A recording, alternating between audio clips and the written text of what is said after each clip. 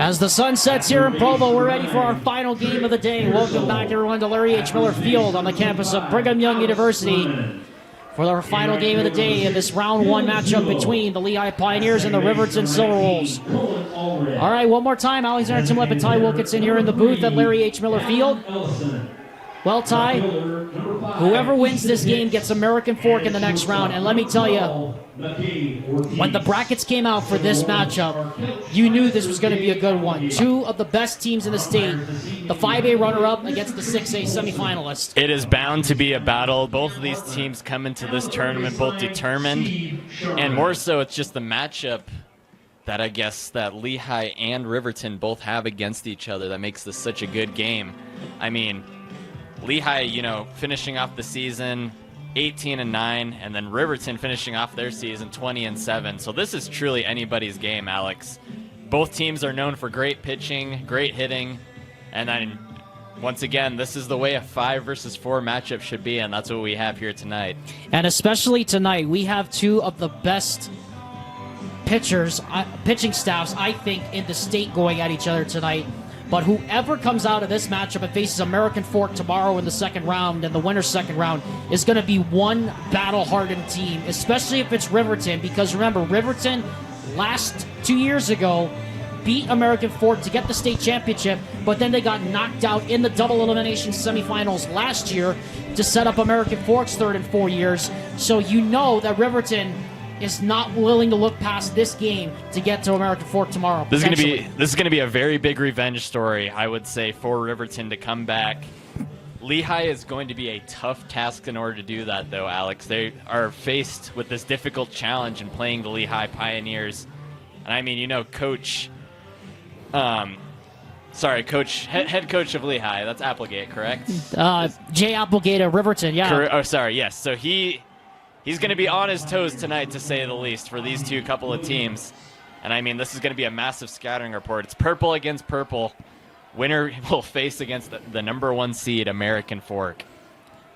And the loser will be relegated to face off against Syracuse tomorrow afternoon in our second elimination game. Zach Edwards, the Oregon State commit, brings the first pitch down. We are underway in our last game of the day as Ozzie Williams stands in and takes ball 1. That one hits the corner for strike 1, and it's 1-1. We'll bring you the starting lineups presented by Heidemann Associates in just a few moments as Zach Edwards kicks and fires and a excuse-me chopper back to the backstop by Ozzie Williams. Like we said, winner of this game gets American Fork. 2-1 pitch. That one bounces right up to the plate. 2 balls and 2 strikes. Well, Zach Edwards is definitely the guy you want to have at the mound. Oregon State commit as of October of last year.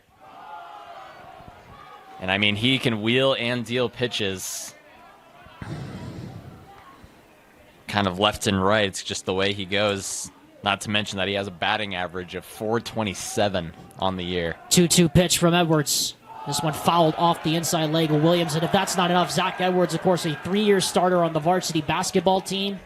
And he is a big man, 6'4", 230 pounds. I mean, he is really built for a pitcher. 2-2 pitch. High and away, 3 balls and 2 strikes, and the count goes full. Alex, if that isn't enough for you, he had a 90-mile-an-hour fastball at 17 years old. That's insane. 3-2. Ball 4. And Ozzie Williams draws the walk, and the Lehi bench acknowledges it as Mays Madsen comes to the plate.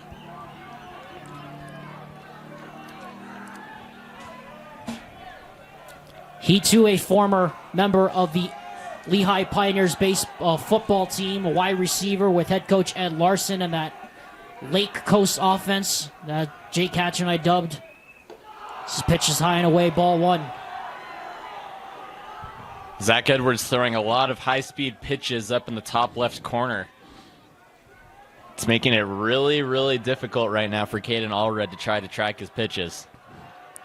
1-0 pitch on the way. Runner goes off. Allred throws down a second. They got him!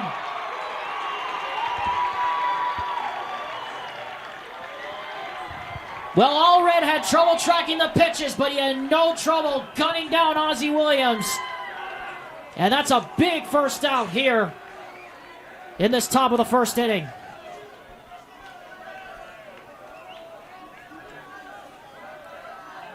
And that was a perfect throw on line 2 from Caden Allred. 2-0 pitch coming now to Mays Madsen. That's right on the dot for the strike. 2 balls and a strike here. Well, here's a little fun fact for you, Alex. Caden Allred, his pop time, which is from the catcher, from the catcher to second base, the throw out, he averages around 2:03 seconds. And to give you a reference, MLB average is right around 2:13. Wow. 3-2. Now the count on Mays Madsen. Count once again goes full. Yeah, Utah Tech commit getting it done. That one is outside, ball 4. So back-to-back walks issued by Zach Edwards. And with 1 out here in the top of the first inning, once again, the Lehi Pioneers have traffic. As Boston Drakulich will come up now, the left fielder, third of the order, and following him will be Cole Ybarra, the designated hitter, batter in cleanup. Well, notice, Alex, this is the first time he's facing a righty. He's had a lot of pitches up and in the zone. That one is right down the heart of the plate for strike 1. Zach Edwards, at least from his perspective, most of his fastballs have been up high and in the corner. It's got to be a big fear if you're a righty batter facing at least 90-mile-an-hour fastballs up and in the zone. And just right at your elbow. And just think about it, too. I mean, he's going to be bringing that 90-plus to Oregon State. I mean, the Beavers have to be thrilled that they're getting that as it's fouled off the end of the bat. And now it's 2 strikes. And the temperature here rapidly dropping here as the sun begins to set here in Provo, Utah. The lights are taking effect. It's 54 degrees with a north-northwest wind at 21 miles per hour now at the Provo airport. 0-2 pitch. Down low, 1 ball, 2 strikes. It is a much better start to the day than we had this morning. It was rainy and cloud and overcast. It was a fear we weren't going to start on time, but we did. 1-2 pitch. Just missed the low outside corner, 2-2. Zach Edwards isn't getting very many calls. He's trying to paint these outside corners and trying to get them to bite. But Lehi won't bite. 2-2 pitch. High fly ball in the air to center field. Waiting and making the catch is the center fielder Carson Moody, and there are 2 gone now here in the top half of the first inning. Now playing for 5, Cole Ybarra. So here comes Cole Ybarra now to the plate, the designated hitter batting cleanup for the Lehi Pioneers. I mean, you can feel the tension and the energy and the electricity in this building. I mean, it is palpable. Probably the most attendance we've had during the duration of 4 games. There goes the runner. They're not going to throw down this time as that's ball 1, low and away. So this time, Allred doesn't pop and throw, and a clean steal by Mays Madsen over at first to second. And a runner in scoring position now with 2 out as Allred comes over and has a talk with Zach Edwards, who, by the way, Allred and Edwards played on the basketball team for the last 3 years. And both are D1 college commits. Obviously, Allred to Utah Tech. He'll be playing baseball. These couple of seniors, they've seen their fair share of games. And state champs as sophomores in 2022 as well. Here's the 1-0 pitch from Edwards. Did he go? Yes, he did. Strike 1. Home plate umpire says yes.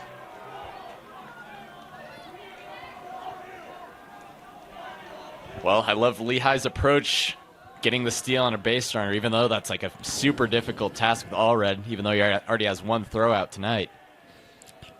1-1 pitch. Down low and away, 2 balls and a strike now. A lot of deep counts, too, here by Edwards. We've seen a lot of deep counts here on all fronts by all 8 teams here this evening. Notice how Edwards, whenever he's facing the righty batters, whenever he's facing the lefties, he was up high and in the corner. Now whenever he's against the righties, these are down low and to the waist on the opposite side. That one is right there at the knee, strike 2. At the knee and a little bit to the right, Alex. Let's see if he goes right back to that spot or he tries to go high and away on the same side. 2 balls, 2 strikes, 2 outs. Runner on second base.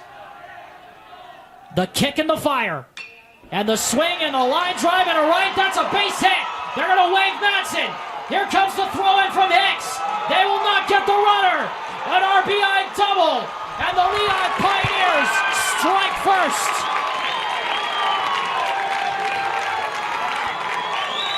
At the plate, number 15, Brandon Manuka.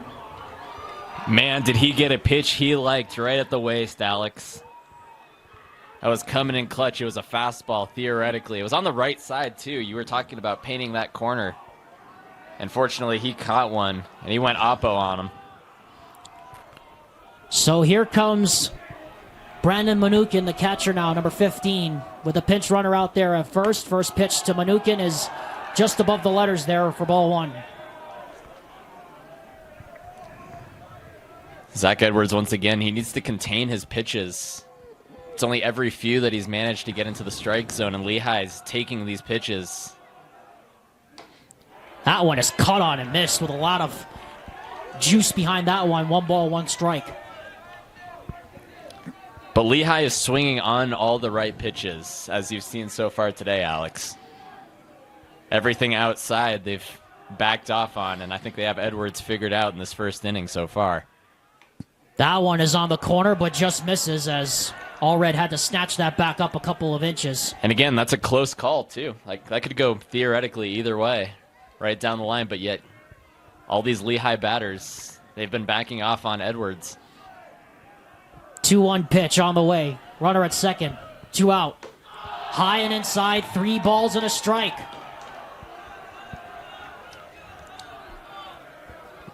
Runner is on second.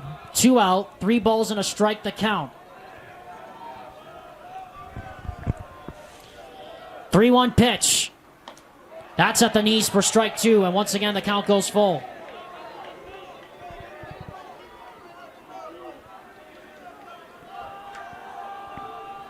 Three-two count, 2 outs, runner on second. Can Edwards get out of the jam and limit the damage to just the 1 run?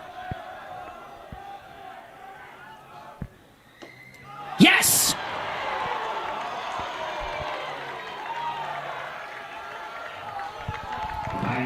The Rewind Sports Network proud to bring you coverage of the UHSA 6A baseball playoffs. Presented, our coverage is by Heidemann and Associates. Now it's time to bring you the starting lineups. It's time to see who Jay Applegate and Eric Madsen have assembled as their winning teams this evening. Like the team that's been assembled to win for you, the client. The Lehi Pioneers, as you just seen, Ozzie Williams, the second baseman, Maze Madsen, the shortstop, Boston Drakulich, the left fielder, Cole Ybarra batting cleanup, Brandon Manukin, fifth. Cooper Williams, the third baseman, will lead off the second. He's batting 6th. Dawson Brown, the right fielder, will bat 7th. Tanner Heaps, the first baseman, bats 8th. And rounding out the order is Gavin Yates, the center fielder. We'll get to the pitcher in a second, but for the Riverton Silverwolves, Carson Moody will lead off the bottom of the first, followed by catcher Caden Allred. Zach Edwards, the pitcher, bats 3rd. Cleanup is held by Drake Pearsall, the third baseman. Alex Vernon, one of the best first basemen in the state, bats 5th. The Salt Lake Community College commit Dylan Zulo bats 6th. In right field, Cohen Allred, the second baseman, bats in the 7th hole. Dallin Ellison bats in the DH spot, his 8th. And Easton Hicks, the Utah Tech football commit and the soon-to-be Salta, Argentina missionary, the left fielder, is the 9th batter in the order. And this order will face Braden Hansen, number 25, the starter for the Lehi Pioneers, who throws outside ball 1. To Carson Moody. Next pitch to him is right on the inner half for a strike. Roughly the same start that Zach Edwards had. Goes 1-1 in the count.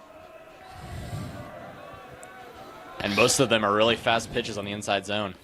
That one is a changeup low and in, 2 balls and a strike. Good job by Carson Moody backing off. The center fielder who's come up trumps time and again for Jay Applegate this season.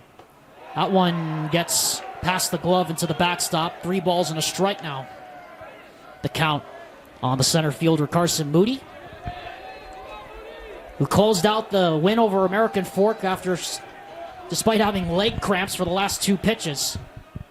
This one is popped up high in the air to the left side. Madsen says he's got it, drifts over to his left, makes the catch, and there's one gone.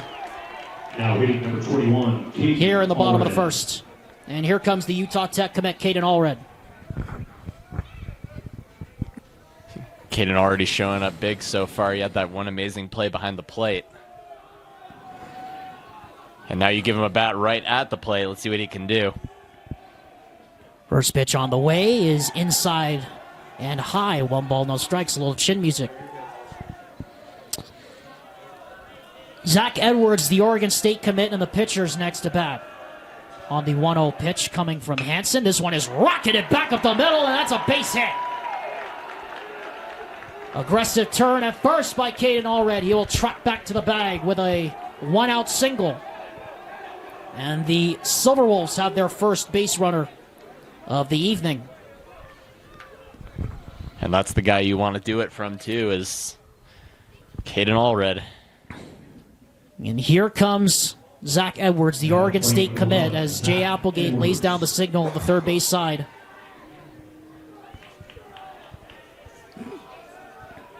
These Riverton Silverwolves have been here before. They are no strangers to being behind in games. First pitch on the way is below the knees. Had to snatch it back up a couple of inches, and that's ball 1. Edwards, as I mentioned, batting average of .427 on the year. He's got 3 homers, which can allude to his 24 RBIs on the year as well. That pitch is right there at the letters. Good pitch there from Braden Hansen. We expected to see Cooper Hansen as the starter tonight, but I guess Jay Applegate figuring he's going to save him in case they get to American Fork tomorrow night.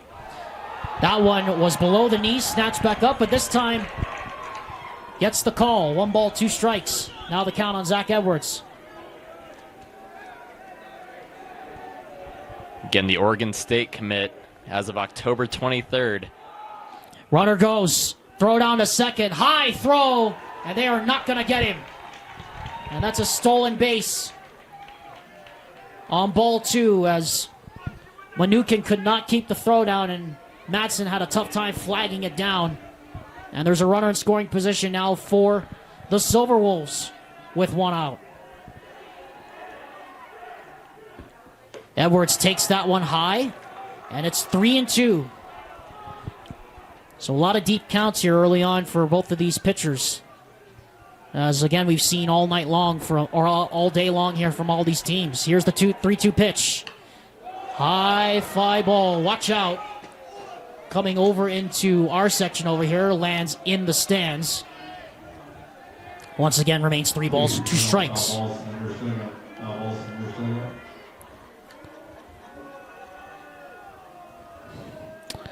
3 balls and 2 strikes to count on Zach Edwards with a runner in scoring position. Can Riverton answer back? The 2-2 pitch. Ground ball. Hot corner. Good pick at third. Throw to first. Got him. The runner will not advance. Great job by Cooper Williams flagging that down. And just like that, there are 2 gone. Did you hear the sound coming off of that bat? That's an exit velo of close to 97 coming right off that bat, and great scoop. Like, absolutely incredible by Cooper Williams in order to get that and flag it down. Not to mention the bullet of a throw. And meanwhile, we're going to have a switch out as we're going to have a pinch runner now for the Riverton Silverwolves. Rocky Downs is going to take Caden Allred's place at short. Or at the second base, rather. As Jay Applegate trying to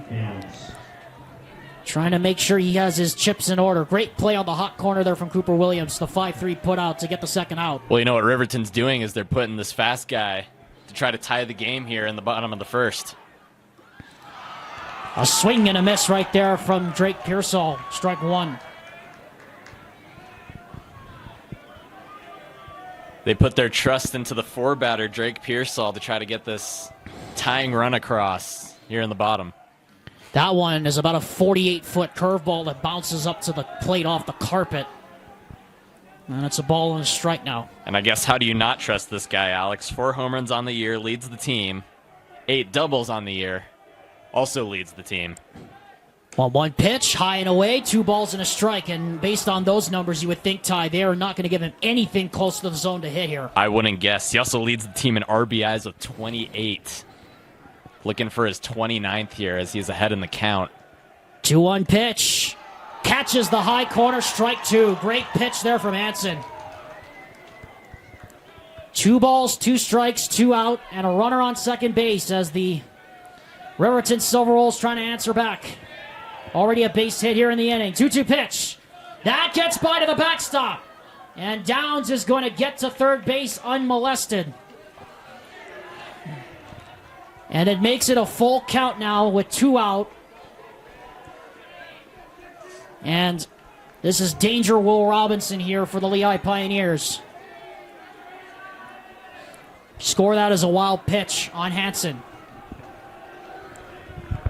The full count offering. High pop-up. Good luck trying to get this one. Madsen says he's got it. He does. And the inning is over. Riverton gets 1 base hit, but they strand the runner at third. We're going to be here a while, folks. It's 1-0 Lehigh as we head to the top of inning number 2. Beautiful shot of the nearly full moon here from Larry H. Miller Field on what is becoming quickly a very cold night here across the state of Utah. The wind has really picked up over the last 20 minutes or so, now reading 26 miles per hour. Coming from the home plate side to the outfield.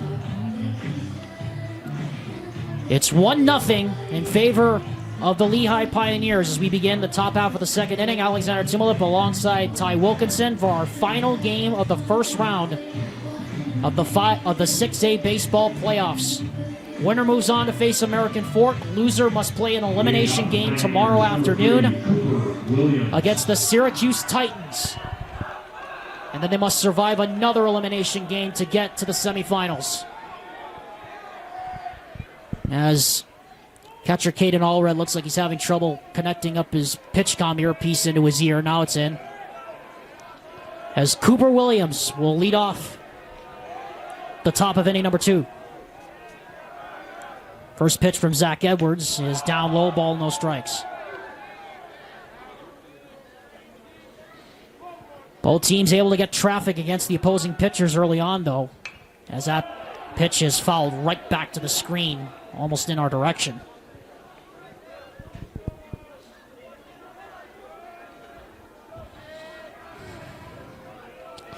One the count. And the pitch from Edwards is hit in the air to center. Moody moves over to the top of the Y logo, makes the catch. And just like that on 2 pitches, there's 1 out. At the plate number 14, Dawson Brown. So that will bring up Dawson Brown, the right fielder, 7-man in the order. And then next will be Tanner Heaps, number 8 in the order.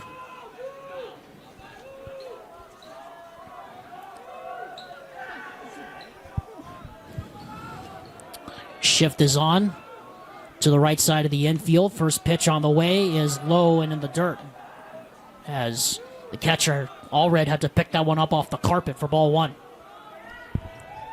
1-0 pitch is hit in the air, foul to the right. And that is going to get into the Helaman Halls parking lot.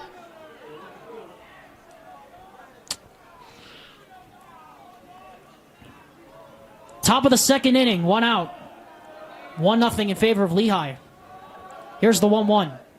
That is right down Broadway for strike 2.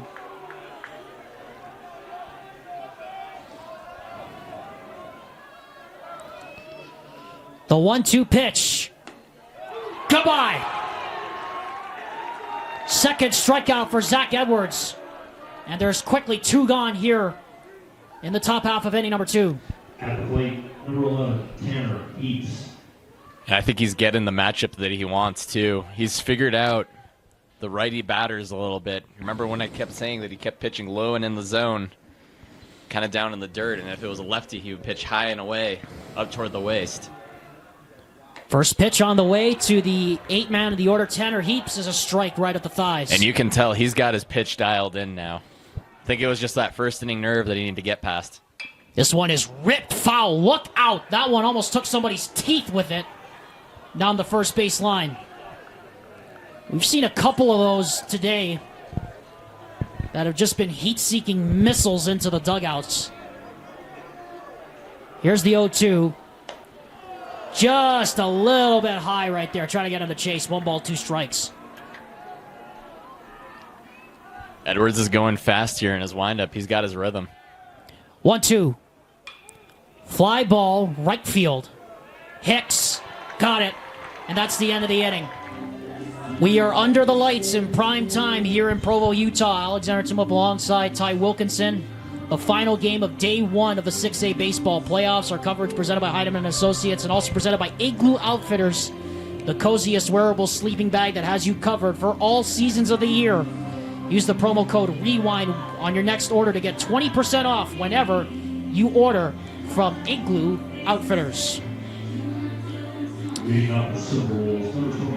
So in steps the powerful Alex Vernon, one of the best first basemen in the state.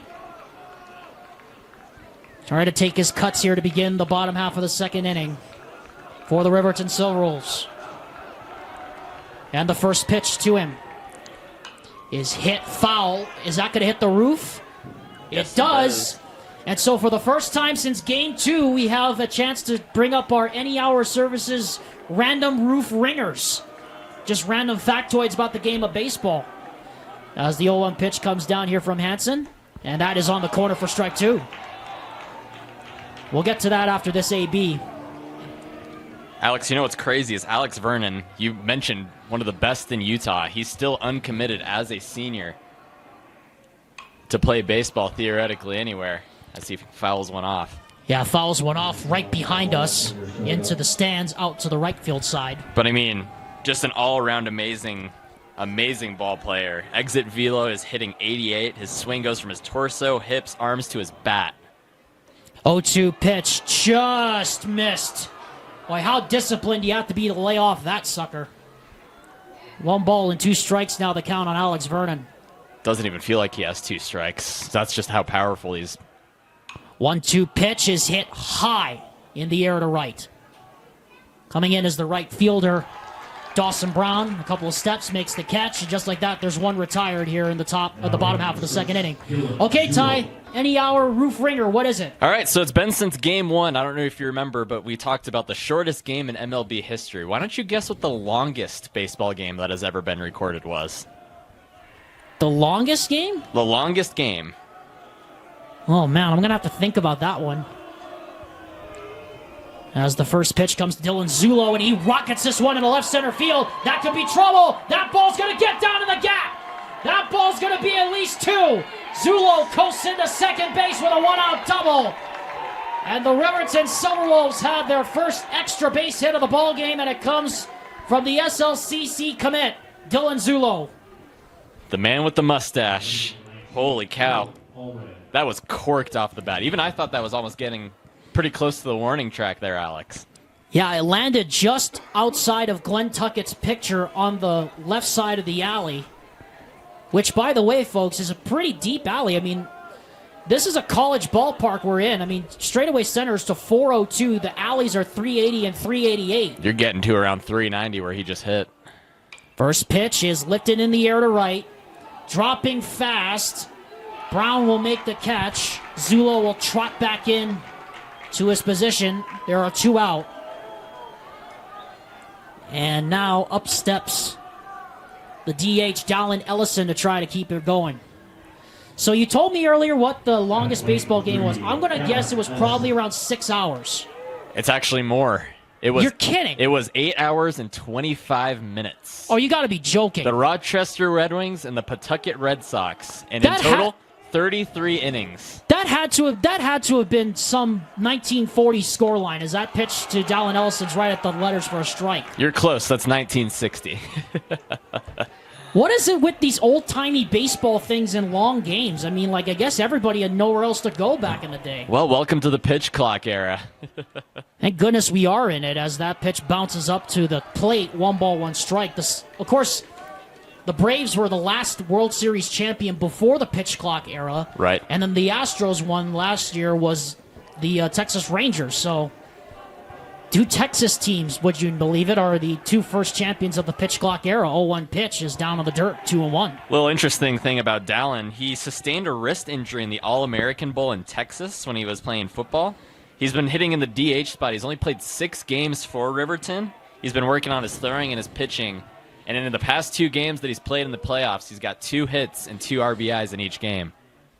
That one, it just misses the bottom corner. 3 balls and a strike. But you talk about a powerful big boy down there, Alex. I mean, there is power up and down both these lineups here tonight. We have yet to see it, but Dylan Zulo was just a spark of it. The 3-1 pitch. Ground ball to the right side. Going to be a tough play. Picked up on the hop at second. Throw to first in time. And that retires the side. So the Riverton Silverwolves once again get a runner in scoring position but are unable to score after 1 base hit.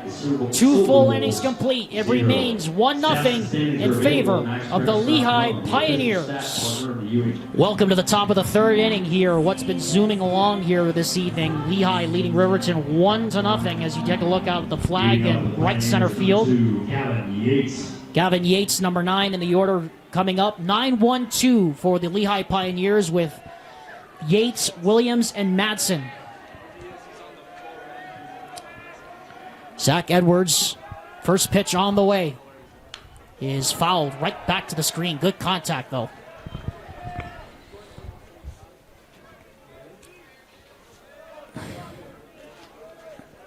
It's an unusual amount of wind that we're getting here in the late evening. Yeah, and it's really swirling around, too, as that pitch is on the corner for strike 2. It is swirling around pretty good. Coming in from our left field side. Now it's coming in from the left field side, going all the way around to the right field side as this is chop foul to the backstop.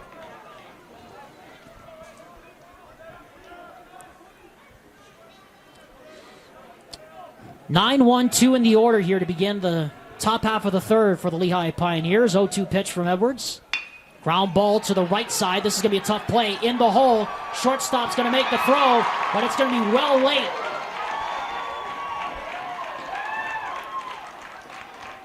And the Lehi Pioneers have a runner on the infield single by Gavin Yates. It was a good throw, though, and a good effort from the shortstop, McCade Ortiz, playing in the hole. And that brings up the top of the order in Ozzie Williams. Well, the shift was on over there, Alex. You had Drake Pearsall and Ortiz kind of just come in the same side. And by the time Ortiz already got to the ball, Yates had about a 3/4 of the way journey all the way to the first base path. He gets a single on an infield hit. First pitch on the way. Williams showed bunt but pulled it back. 1 ball, no strikes to count. And that's promising, too, from the bottom of your lineup from Gavin Yates to get an early single to bring up the 1-2-3 coming up next. Quick throw back over to first. Back in safely is Yates. 1 ball, no strikes. Nobody out. Runner on first here in the top half of the 3rd inning. Quick throw back to first. That's close. Edwards almost got him.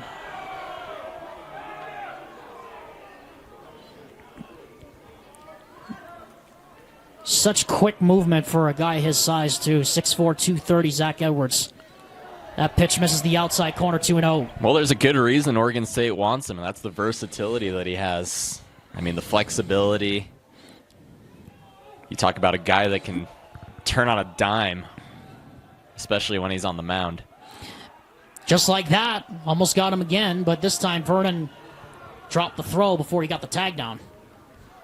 You can't put into words unless you see it in person how quick that transition is to throw over to first. Here's the 2-0 pitch coming. That one is high and inside. 3 balls and no strikes now to Ozzie Williams. Williams drew the leadoff walk and then was caught stealing. Then Mays Matson drew a walk and later came around to score on an RBI double. 3-0 pitch, taking all the way, strike one.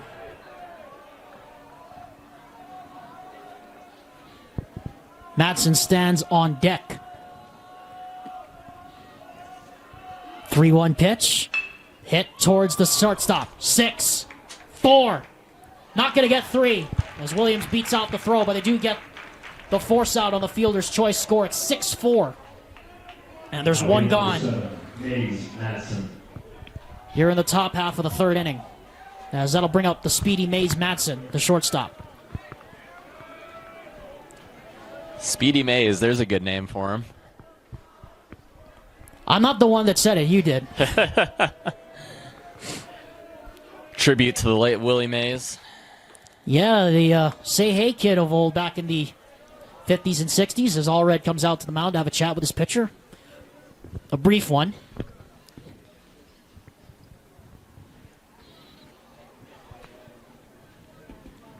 And if you think team chemistry between those two doesn't play a factor, you're dead wrong.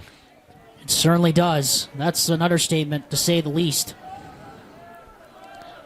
1-0 pitch from Edwards. This one is hit in the air well. Traveling toward deep right center field. That's going to be trouble. That's going to bounce up against the fence. The runner will score. Matson will turn for second on his way to third. And he will get there with an RBI triple.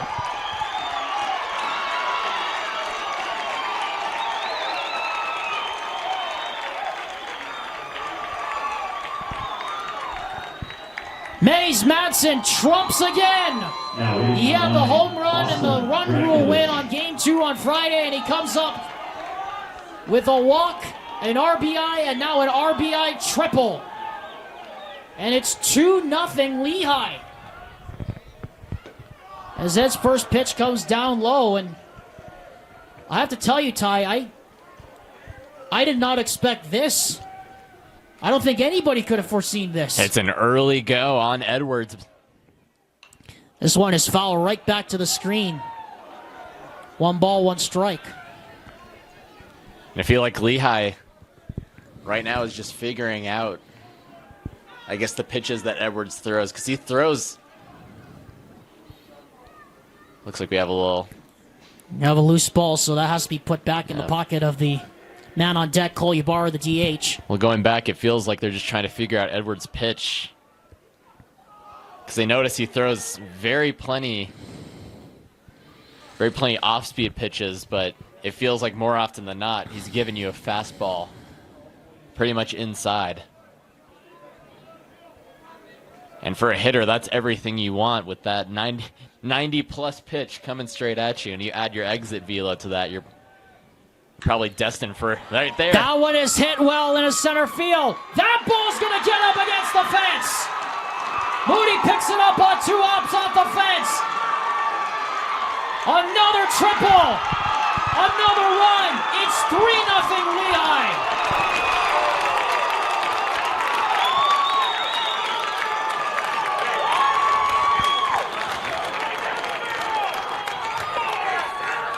Now hitting number 5, Cole Ibarra. Back-to-back RBI triples. And the Lehi Pioneers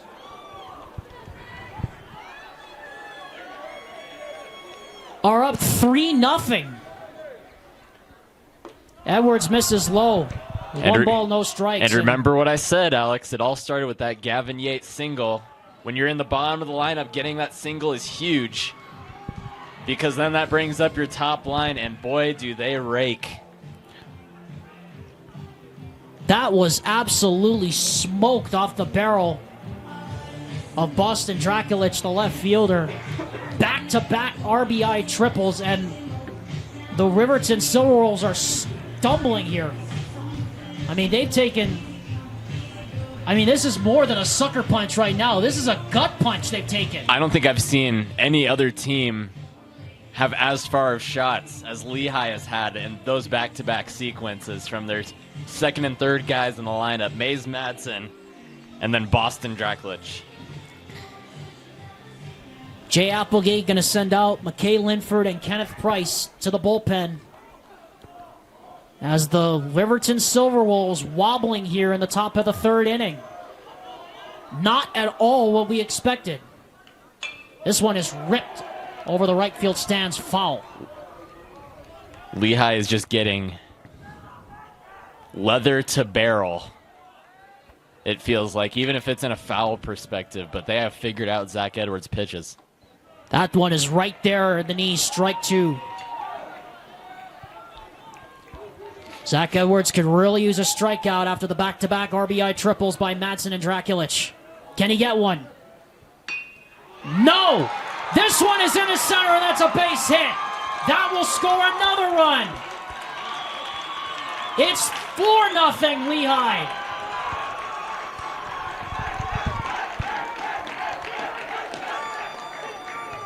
Now hitting with 15, Brandon Manukin. And Brandon Manukin will now step in. Remember what I said about figuring out Zach Edwards' pitches? I mean, this is more than figuring out. It's like they're reading on him every single time, as this is down low for ball one. And you're right, Ty. I have not seen a team hit the Riverton Silverwolves this well all season long, especially this early in the game. And especially from a guy like Zach Edwards, who's maintained a rather low ERA during the course of the season and the opponents that they've played. This one is fouled out of play to the right. I mean, don't adjust the set, folks. I mean, this is really your score. I mean, it's 4-0 in the third inning, but it feels like it's a lot more right now. I mean, this is not at all what we expected, as Edwards misses that one outside, 2 balls and a strike now.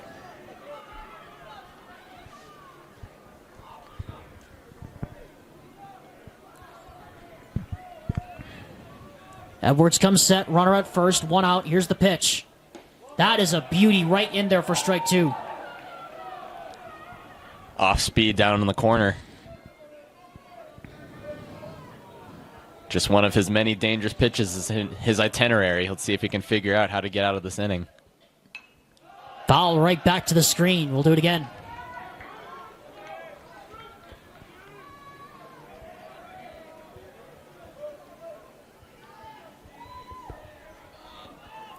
Manukin, the catcher, stands in. 2-2 pitch coming from Edwards.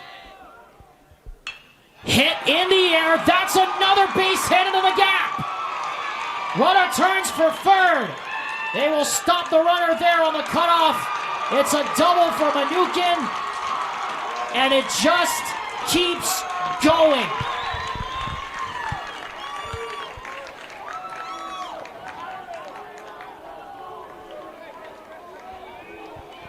A triple from Mays Madsen, a triple from Boston, a single from Cole, and now a double from Brandon. And they got runners at third and second with 1 out. And I think the double play, Alex, is arguably out of question right now for the Riverton Silverwolves. I'm just shell-shocked. I cannot believe what I'm seeing. I mean, honestly, I cannot believe what I'm seeing right now. This one is ripped into right field. Is that going to be fair? It is. Drops in with the line. 1 run scores. Here comes the second. They're going to wait the runner to third. The third triple of the inning. Would you believe it?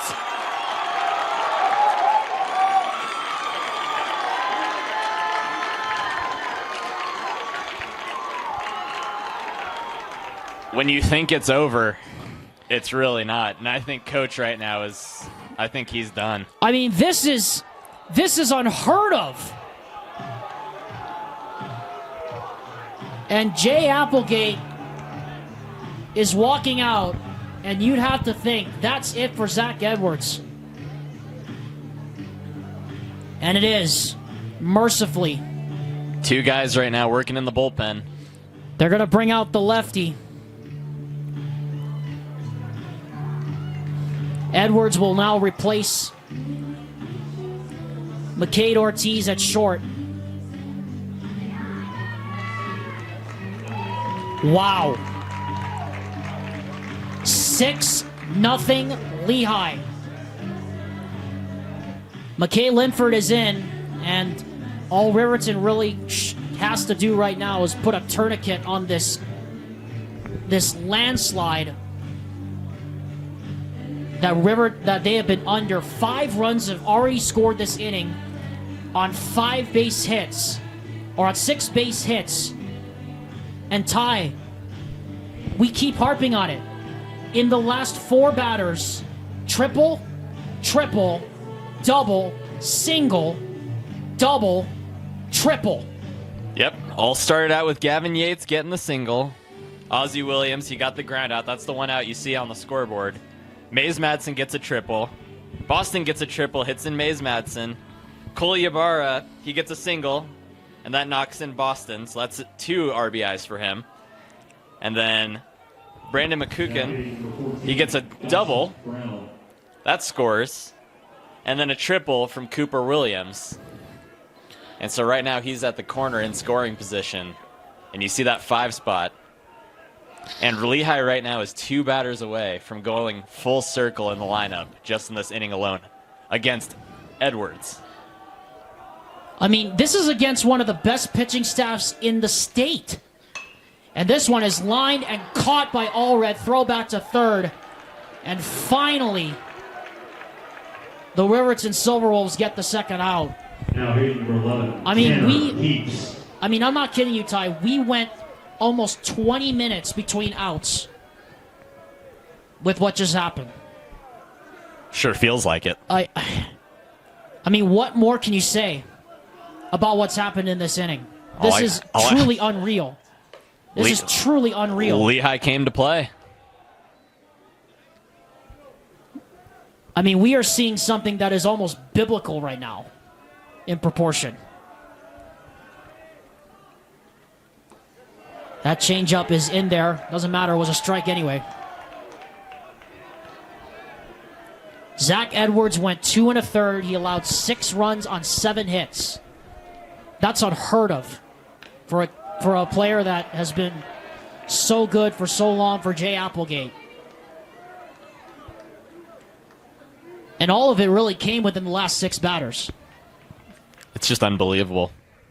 It really is. So McKay Linford now just trying to put a stop to this madness. 2-2 pitch.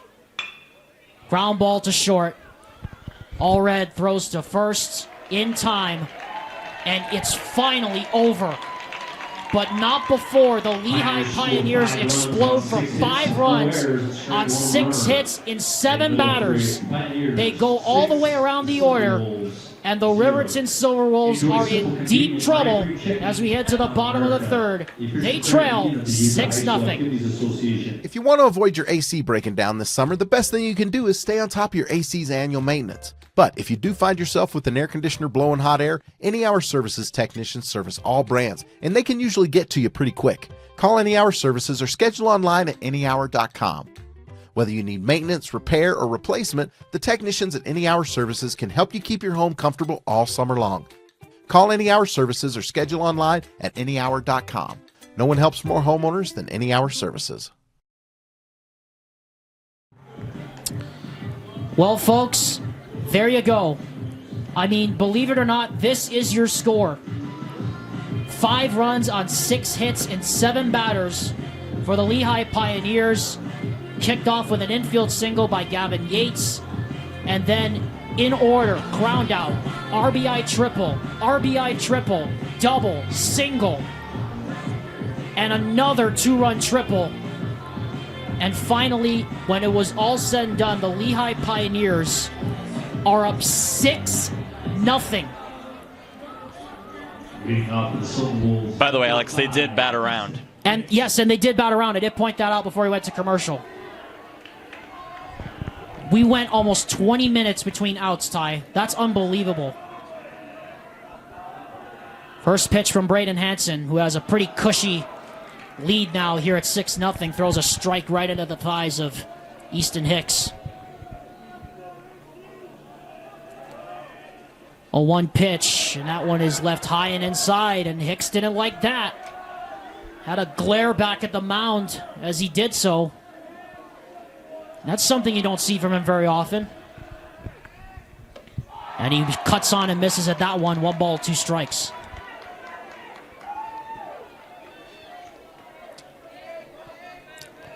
One ball, 2 strikes. You think Hansen's comfortable? He's got quite the cushion to work with. Can you tell? Caught him staring at a strike, and just like that, there's 1 gone. It's a lot of changeup, too. That was nasty. Well, Ty, I didn't think we would get to say this, but if you're Riverton, you got to take this 1 at-bat at a time. You cannot afford to get it all back in 1. Fortunately for Riverton, though, they get the last at-bat. You clinch the 4 seed. You're playing the 5. And as the 4 seed, when you're down 6-0, I think it's a blessing in disguise that you're going to be getting the bottom of the 7th to, get an opportunity. Moody fouls this one back to the screen. 2 strikes now, the count. At this point, you can only pray that Hansen gets up there in pitch count, or at least does something similar to what Zach Edwards had to give up in the 3rd inning. 0-2 pitch. He struck him out, or did he? No, he foul tipped it. Sorry, folks. It's been a long day for all of us. We can't tell sometimes. But you're right. Ty. It's going to have to be 1 batter at a time now for the Riverton Silverwolves, and they won't have any hope of getting back in this one. That one is a strike on the inner half. And there are quickly 2 gone. Playing for 21, King Allred. I'd like to remind you, he did that against Carson Moody, the top of the lineup. Back-to-back Ks. And Lehi is just running away with this one so far. I can't believe my eyes right now, Alex. This is incredible. It defies all reason right now to what we're seeing. And it doesn't help that Hansen is pitching super, super well off-speed pitches. A 1 pitch bounces up to the plate. 1 ball, 1 strike.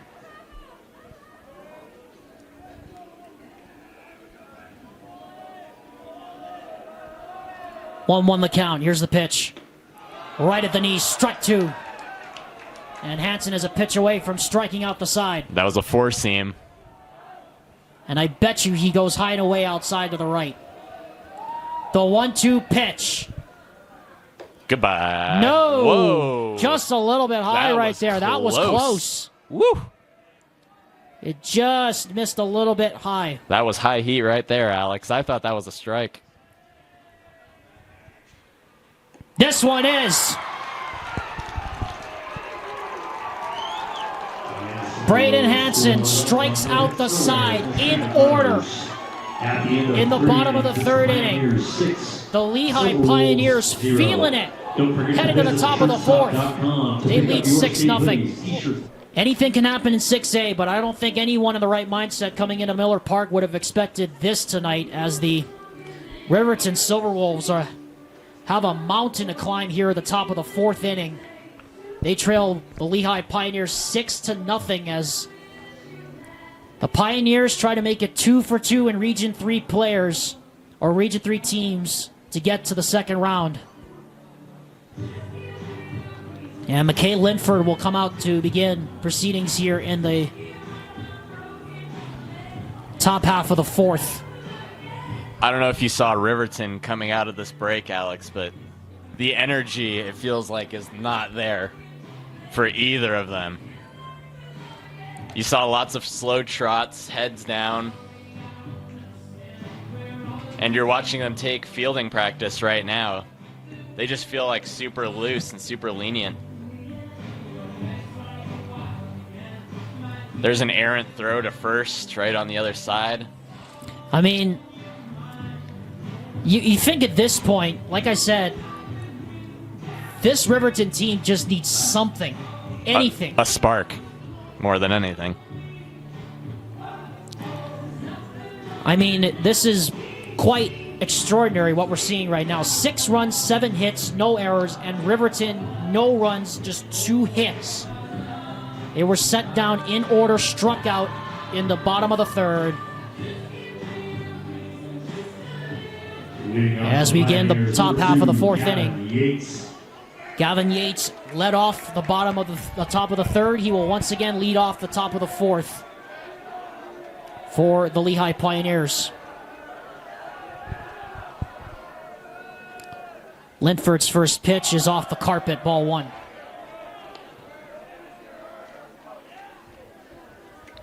And I'd like to point out, too, Alex, it wasn't until Gavin Yates, which was his first at-bat in the third inning, that spark flew. And now here he is, from what he pioneered, no pun intended, Lehi Pioneers, if you see what I did there. Pioneered all the way back in the third inning to take it now to the fourth. And what a pioneer it was. I mean, you would have thought that infield single would have been as innocent as ever, but this has just turned into something out of a movie, a Hollywood script right now. 2-1 pitch. That's swung on and missed. Strike two.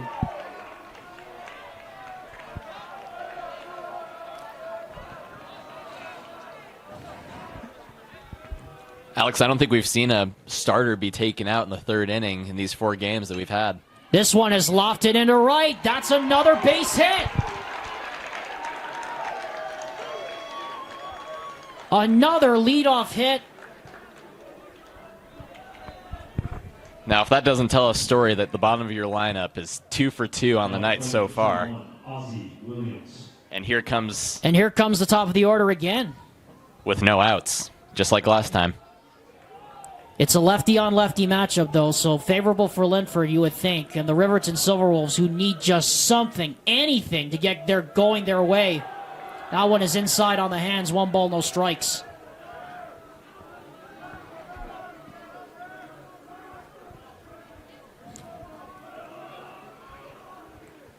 One ball pitch is outside, low, 2 balls and no strikes.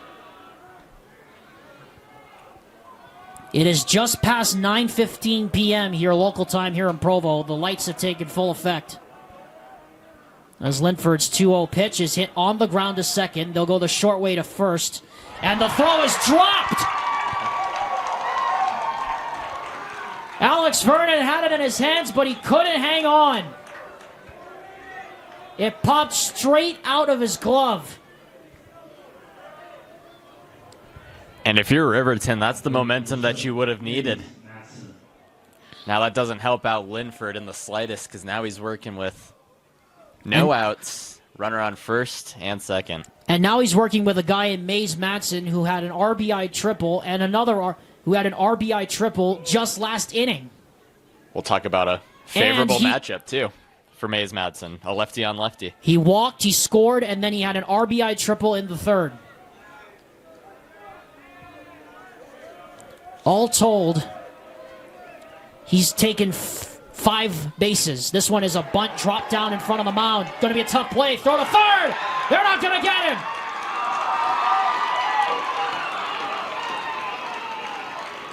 And the bases are loaded. Now play number 9, Boston Draculich.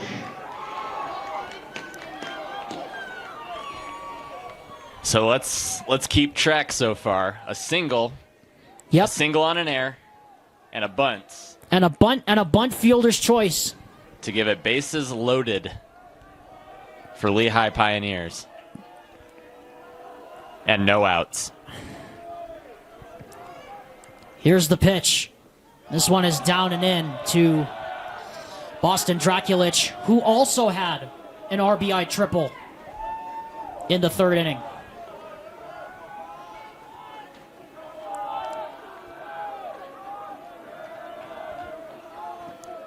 1-0 pitch coming from Linford. This one bounces right up to the plate, but a good block by the catcher, Caden Allred. Caden Allred doing everything in his power to try to not get Gavin Yates across for another run, which would inevitably make it 7-0 in the 4th inning. And the 4th inning, no less. I mean, this is just simply unbelievable what we're watching. It's historic is what it is. This one is hit foul off to the right and over the stands. And into the Helaman Halls parking lot. You wonder what goes through the mind of Linford I mean, you kind of expected Edwards to go at least 4 or 5. Yep.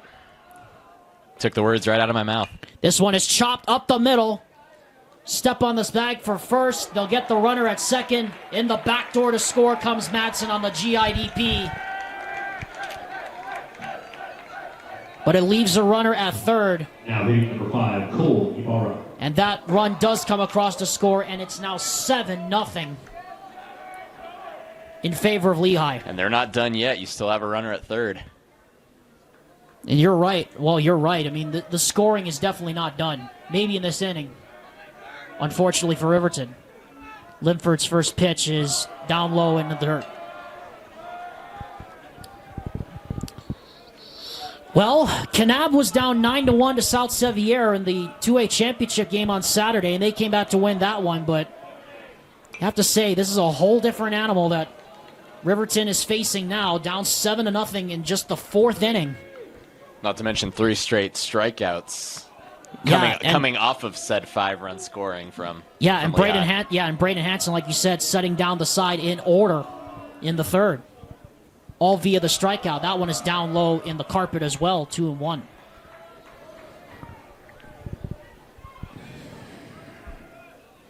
The wind has calmed down somewhat. The flag is not moving as much as it was earlier. But it is still coming from our back. As that one is a changeup cut on and missed for strike 2. Temperature now 52 degrees. North-northwest wind is at 25 miles per hour at the Provo Airport. So definitely it's windier away from here. 2-2 pitch. Got him. And McKay Linford gets a huge strikeout to limit the damage for now. But the Pioneers scratch another one across the board, and they are rolling.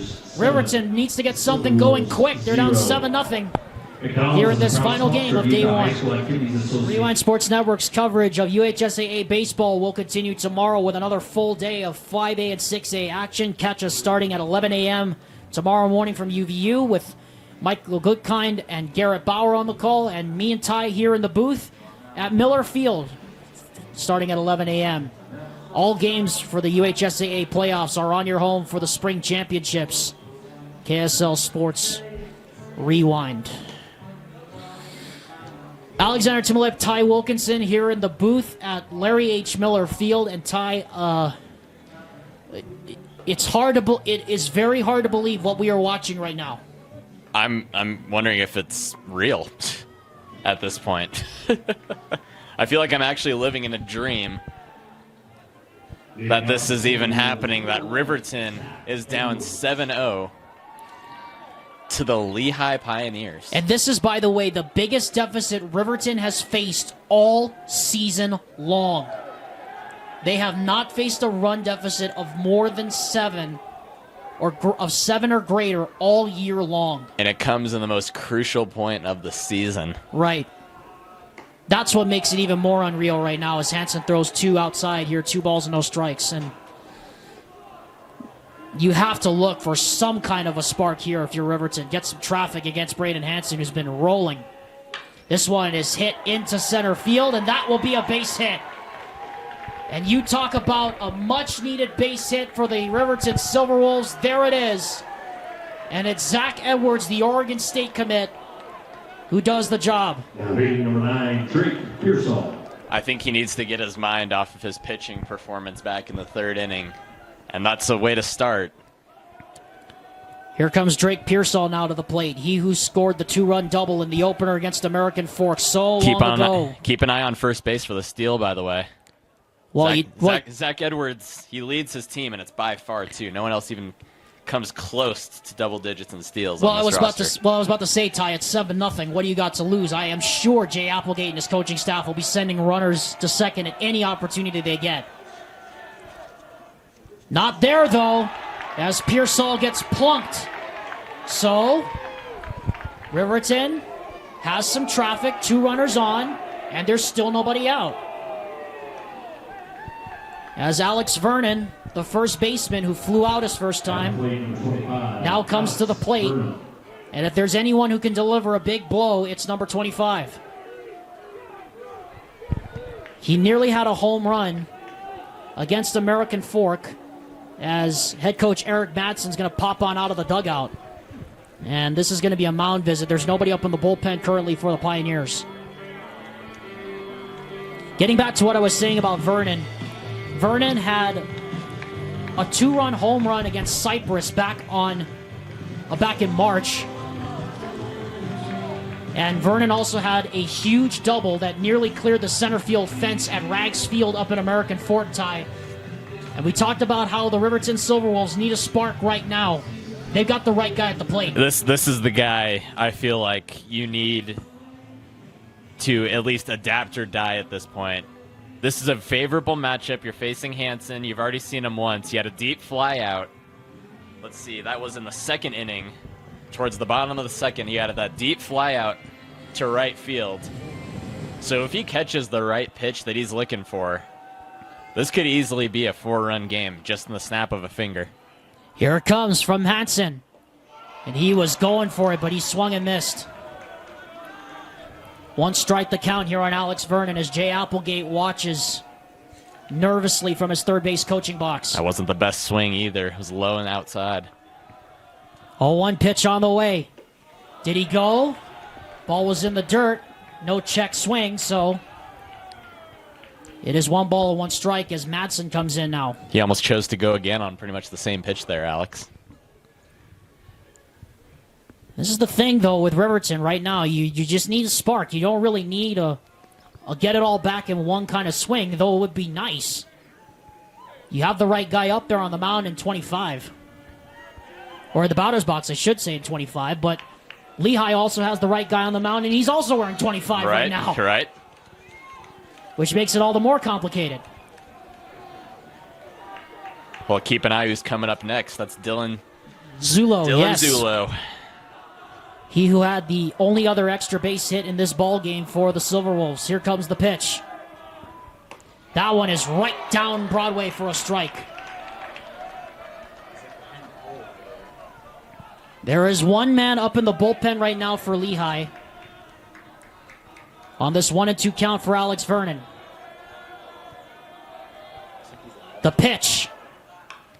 Tipped off the catcher. He'll stay alive. And barely stays alive at that. Josh Dodge is telling me it's a lefty in the bullpen. He's behind the pole. Yes, it is. I can see it.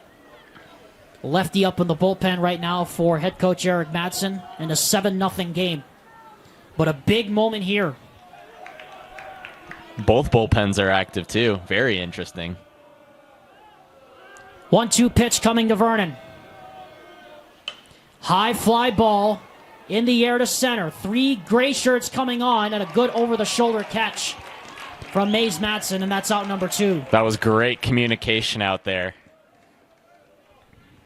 And that will bring up Dylan Zulo now. Amazing communication by Ozzie Williams and Mays Madsen out there. The first, second, and shortstop. You know, kind of just communicating out there in a place, well, you don't exactly get too many flyouts, personally. That's more so the center fielder's job, but all of these fielders are playing so deep just because Riverton is so much known for hitting the ball so far in the outfield, so they're trying to bridge the gap. I correct myself, actually. There's only 1 out. So 2 runners on, 1 out here in the bottom half of the 4th. Riverton desperately needs something to get going their way. 0-1 pitch to Zulo, chopped to third. 5, 4, not going to get 3. As Zulo beats out the throw, and the throw pulled him off the bag as well, which means there are runners at the corners with 2 out. At the plate, number 19, Cohen Allred. So Cohen Allred, the second baseman, 7th in the order now, has an opportunity to finally dent the scoreboard for the Silverwolves, and following him will be Dowlin Ellison, the DH, and Hicks, the left fielder.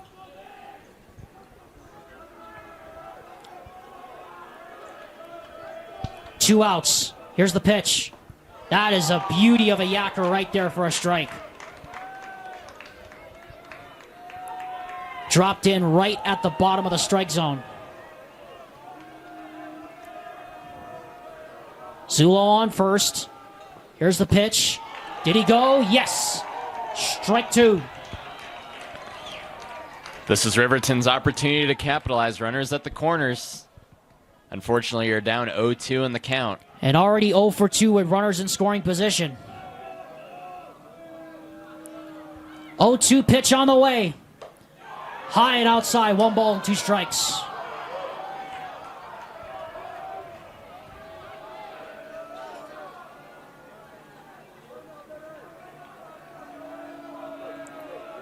Once again, the 1-2 coming. Runners go. And it's fouled to the left.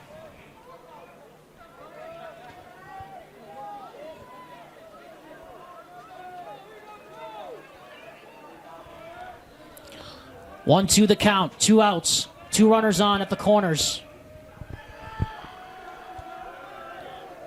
The pitch. Fly ball, right field, foul. Tailing out of play. As that goes into the Helaman Halls parking lot. So we'll do it again. 6th pitch of the AB coming up here for Allred. Respect where it's due. He's staying alive. He went down 0-2 in the count. He's brought it to 1-2, and he fouls off a masterpiece. Let's see if he can level out that swing and try to knock in a run. Runner goes, and the runner will score. Zulo's going to turn for third. He's going to stop there at second. And the Riverton Silverwolves finally get one on the board. Okay, so now if you're coming all red, you're thinking single. If you can get a gapper right through the infield line, he's got a big gap going oppo. Do you see that big gap right over there, Alex, between first and second?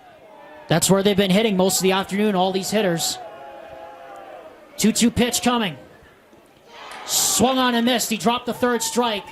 Throw down to first, gets the put out, and that retires the side. But the Riverton Silverwolves finally scratch across a run. Now they need to get some defense going. They're down 7-1 as we head to the top of the 5th. New pitcher on the mound to start the top of the 5th inning here for the Riverton Silverwolves. It's Kenneth Price, the right-hander. After Zach Edwards went 2 1/3 innings, and then McKay Linford went 1 2/3 innings more. And so Price's job will just be to hold this deficit right where it is, so his offense can scratch out some more runs in the bottom half of the 5th inning. For the greater portion of this game, Alex, it's been the pitching that Lehi has just been managing to figure out more often than not. I mean, once again, we bring it back to Gavin Yates, the bottom 9 hitter. He's 2 for 2 with singles. And every time that it feels like he gets a single in his lineup, it sparks something. I don't know what it is for the starting lineup. And it makes the score what it is right now. And that's 7-1. Price guns that one in there on the lees for a strike.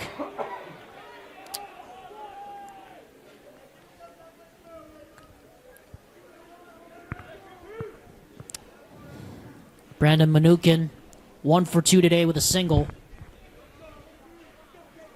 Was part of that 8-man rotation that batted nearly around in the top of the 3rd inning. And that pitch by Price wasn't even close. 1 ball, 1 strike. You wonder at this point, Alex, if Jay Applegate kind of just wants to save arms for playing Syracuse tomorrow. You would think that might be the case, but I hasten to remind you, Ty, we still have 3 more innings left to go offensively, and if Riverton can hold Lehi off the scoreboard in this inning, they get a couple of runs in the bottom of the 5th. It still is doable, as this is swung on and missed for strike 2. I mean, I keep bringing it up. Kanab was down 9-1 against South Sevier, and they looked dead in the water, but then they came roaring back. This is the playoffs, and it is 6A. You know what we say, Alex. Anything can happen. That one just misses the bottom corner there from Kenneth Price, who, kind of watching him, he kind of has that Tommy Hansen-ish kind of delivery, doesn't he? Yeah. The kind of the swing back and the drop arm and then brings it back. Watch it right here. It's very loose. Yeah, he almost does that little swing out as that one is lifted into right and another base hit. This one placed perfectly over the head of Cohen Allred, the second baseman, and that is 10 hits through 4+ innings for the Lehigh Pioneers. As a pinch runner goes out for Lehigh, it's Cade Bailey, number 1. I mean, I can't even recall the last time Riverton even gave up 5 hits to an opponent. Definitely not in the regular season, I'll say that. They definitely did not in the regular season. First pitch coming from Kenneth Price, brings it down, and that is a gun right into the heart of the plate for a strike. Beautiful four-seam. I'm telling you, it reminds me almost of a Tommy Hansen. The way he brings it back and whips it forward with the fastball and has a lot of velocity on it. 0-1 pitch. That one is grounded to the right side and through. They'll put the stop sign on the runners at second base. And just like that, there are runners at first and second. And there are still no outs. Haven't we heard this storyline already? First and second, no outs? Yeah. It seems like we've heard it every single inning. As Cooper Williams now reaches with a single. So back-to-back singles to begin the top half of the 5th. And now here comes the 8th man in the order, Tanner Heaps. Or rather, that's Dawson Brown, number 14. Well, he's got a strikeout and a lineout so far. Yeah, one of the only ones not to join the hit parade so far. It's him and whoever is right behind him. That's Tanner Heaps. He's got a fly out and a ground out so far. They're the only two that have not joined the hit parade so far.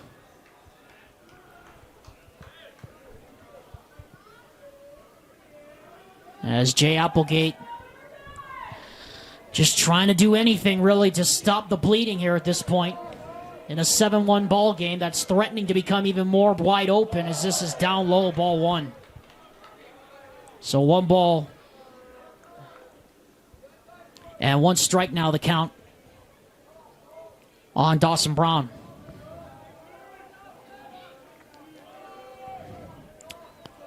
One pitch. And that pitch was just a little bit outside. Ball 2. Well, we talked about it too, Alex, at the beginning of the game, that Lehigh, they wait for their pitches to come to them. Like, they will wait as long as it takes on however many outside pitches to work the count, not in the pitcher's favor. This one is smoked off the netting to the right side. Look out. If it wasn't for the protective netting down there, all the fans would have had to protect their dentures. And see, you get a fastball right across the right side of the plate. I mean, it's pretty much game over. There's going to be contact no matter what. You hardly see any missed swings within this Lehigh offense so far. Hardly any misses. It's unbelievable to watch. 2-2 the count. Now here's the pitch with no outs and 2 runners on. That misses the outside corner. 3 balls and 2 strikes, so the count goes full here on Brown. I'm telling you, Alex, the batters, they'll work the pitchers for Riverton in their favor. They'll get him up here high in the count, and they'll just wait for their pitch. We'll see if he waits on a walk here or something. 3 balls and a strike now the count. As we get the signal from the home plate umpire officially here.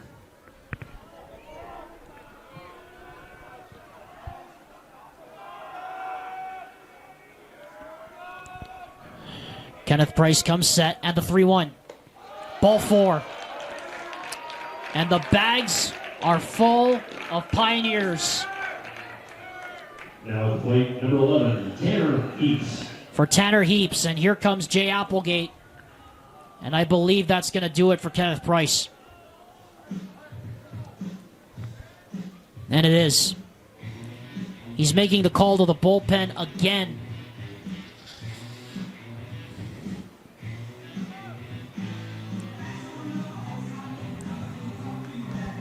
So we're going to have yet another pitching change. Kenneth Price lasts barely 3 batters. And the Riverton Silverwolves are on the ropes in what has become quite an astonishing final game of Well, walk this way, McCade Ortiz. Bases loaded with nobody out. As Kenneth Price lasts just 4 batters. Notice to your left of your screen, Jay Applegate is still out there talking to his infielders. I mean, I think at this point, he's just trying to keep their heads up, which I think is a great move by him because... That's what you do as a head coach. I mean, he's been in this situation probably quite a few times in his career. This is his 29th year at the helm, or 25th year at the helm of Riverton. He's probably been in these situations a lot right now. And I think as a coach, Ty, you're just trying to keep your kids' heads up at this point. That's all you can really do. You need to keep your composure. You need to know that it's not over. It's double elimination. You're going to get Syracuse. And I think you just have to shake this one off. And I mean, unless something crazy like Kanab South Sevier happens. It looks like that Riverton's going to be relegated to the loser's bracket. A thing I don't think really anybody could have anticipated after day one of bracket play here. Directly. But you notice how Jay's sympatheticism, I should say, it's not so much a let's go, boys, come on, we got to get some more energy, we have to get out of this inning. It's more so guys, just keep your heads up. Let's get through this inning. And show your pride. And show your pride. That I think has to be the most important message for Applegate right now. From Applegate right now is that Riverton, forget the score. They just have to show the pride, and they got to do their best to do it right here with how many arms they're burning through here out of their bullpen. And no outs in the inning. Ortiz's first pitch is right down the heart of the plate for a strike. As we say that, we have 2 more in the Riverton bullpen, a lefty and a righty. So it appears Jay Applegate is just trying to find any sort of momentum defensively or offensively and trying to keep his kids' heads up, which I think is the right call in a 7-1 game. And the Riverton Silverwolves, if this gets to an 11-1 game, if this gets to a 10-run game, that mercifully might come to an end as this is swung on and missed, strike 2.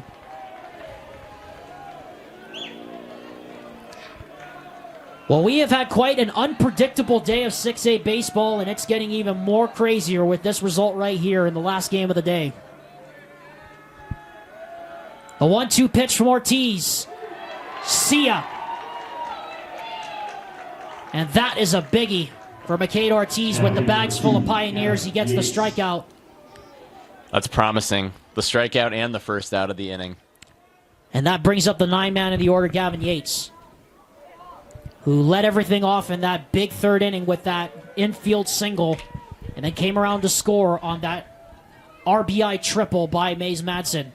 And he's 2 for 2, both singles. The first pitch, this one is ripped down the line foul as he was well out in front of that one.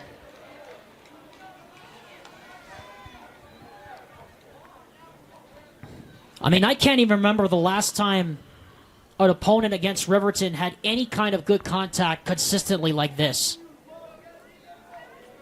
I mean, the Lehi Pioneers are getting their bats on, their barrels on everything. And I mean everything.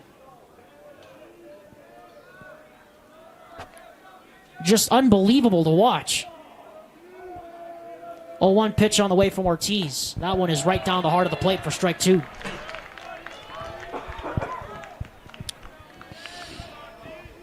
Approaching 10 o'clock p.m. local time here in Provo. It's a 7-1 game here in the top of the 5th, but it feels like it's a 20-run game right now. 1-2 pitch, line to third, hot corner.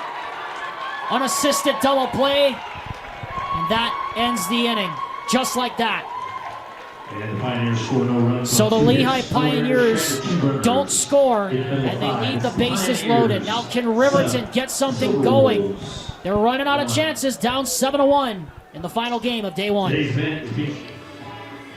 Approaching 10 o'clock p.m. local time here in Provo, Utah. Alexander Timolip alongside Ty Wilkinson. As you get a look at the Riverton Silverwolves in the dugout batting order on deck right now. You see Dallin Ellison in the on-deck circle. And it looks like we're going to have a pinch hitter, Gage Woods, coming up for Easton Hicks. as Jay Applegate once again trying to get something, anything going for his team. Here in the bottom half of the fifth inning. Coming up at the conclusion of the game, Ty and I will recap today with our Heinemann Associates player of the game. We'll also recap day one and look forward to day two tomorrow. Another 4-game slate awaits us. What stood out to us from day one and what now comes up here on day two. First pitch is popped up sky high by Ellison. First baseman comes over, makes the catch, falls over on his wallet. And there's one out on one pitch. Good catch back there at the first base by Tanner Heaps. And now here comes Gage Woods, who will pinch hit for Easton Hicks. And I would assume Woods will go into the left field slot that was occupied by number 5. At plate number 4, Gage Woods.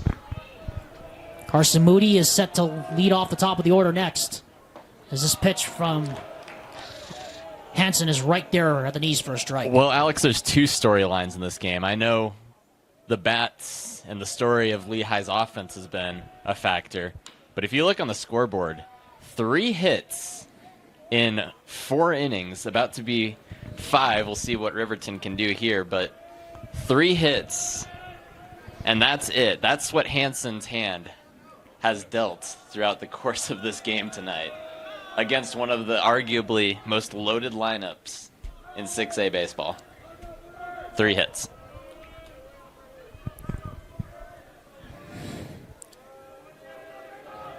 What more can you say? 0-2 pitch.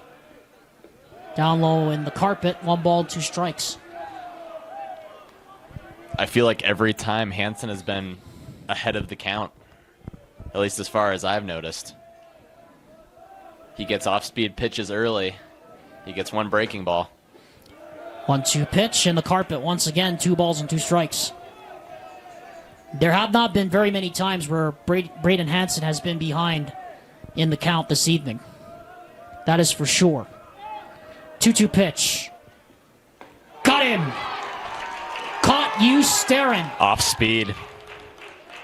It was a changeup. And down goes the pinch hitter Woods on strikes, and here comes Carson Moody. As quickly 2 gone here in the bottom of the 5th, and Braden Hansen is just rolling.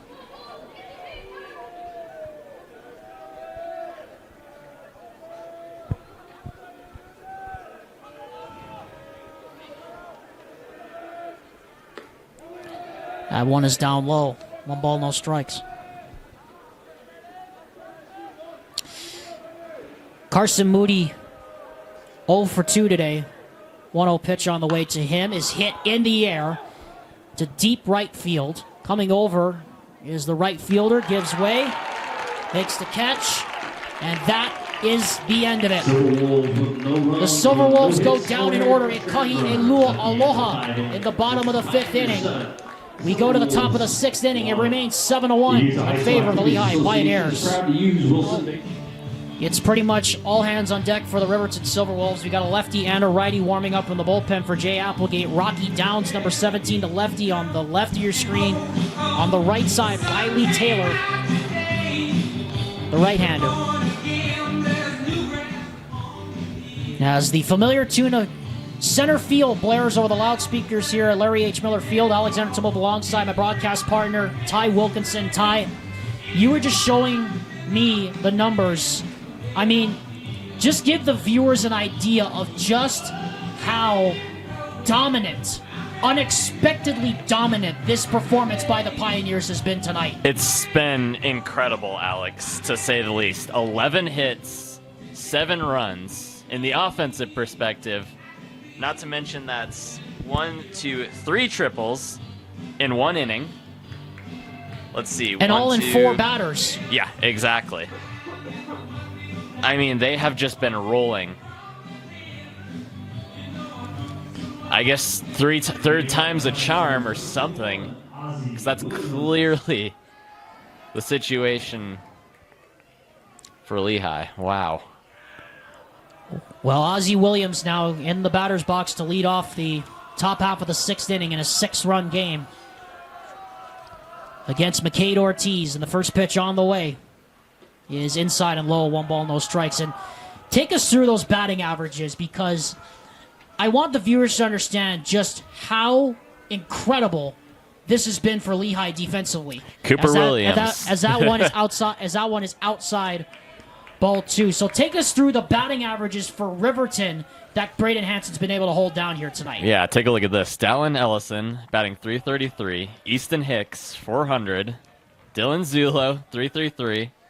Stein Mozingo, he's .312. We haven't seen him tonight. Drake Pearsall, .338.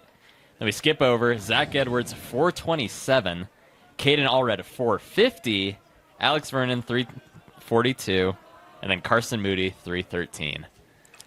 All are above 300. And some are even exceeding 400. All are above 300 or 400, some of them. And Alex, there's 4 guys in this lineup, and they played all 27 games so far this season. I mean, just unbelievable as McCade Ortiz strikes out the first man he faces here in the top half of the 6th. And here comes Mays Matson now to the plate. Walked, scored, RBI triple, and then he singled. First pitch on the way to Matson is down low. I mean, I wish the viewers could see the scorecard that I've just been writing out for Lehi compared to Riverton. I mean, it's just unbelievable right now, right, what you're writing out. As that next pitch comes down, had to snatch it down a couple of inches. 2 balls and no strikes against Matson.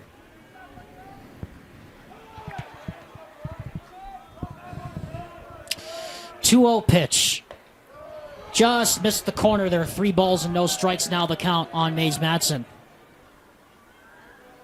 I think the reason we're such in shock is because they managed to do this to Zach Edwards. Yeah, and against a Riverton team that really has had its way with teams all season long, as Matson reaches for the 3rd time tonight, second time on a walk. And now here comes Boston Drakulich, the left fielder, and out comes Cohen Allred to the mound to have a chat with his pitcher.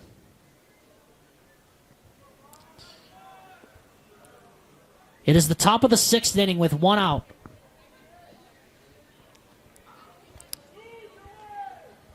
And another thing to point out, too, Alex, is no errors for Lehi. That's like the dream score that you dream of for a scoreboard. 7 runs, 11 hits, and no errors. It feels like you're just watching a different team right now. First pitch on the way to Drakulich is down low, 1 ball, no strikes. You didn't tell me the Atlanta Braves were coming to town, Alex.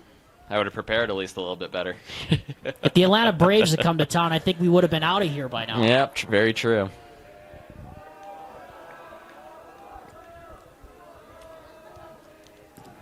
.1-0 pitch coming as the check throw back to first, and in quickly is Matson.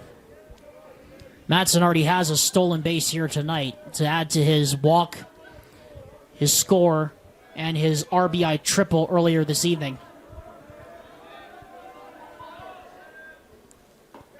Next pitch is in there, 1 ball, 1 strike.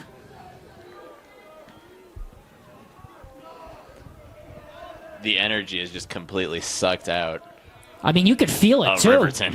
I mean, you could feel it, too. I mean, this place is just dead quiet. And not really in a tense-filled way. It's more in a... Shock. I think it's more in a shock-filled way for this Riverton fan base because they're not used to seeing this happen. Certainly not us that have come to used to seeing Jay Applegate's teams dominate like this in recent years. Here's the 1-1. Matson takes off. Throw down to second, and it is dropped. It was a good throw, but the shortstop could not hold on to it. And on a 2-1 count now, Matson has his 2nd stolen base of the evening. Because why not, right? Yeah, and knowing Eric Matson, he's not going to stop. Count is actually 1 ball, 2 strikes. We're getting the signal from the home plate umpire. Here's the 1-2 pitch coming to Ortiz. Or coming from Ortiz, rather. This one is in the carpet, 2 balls and 2 strikes.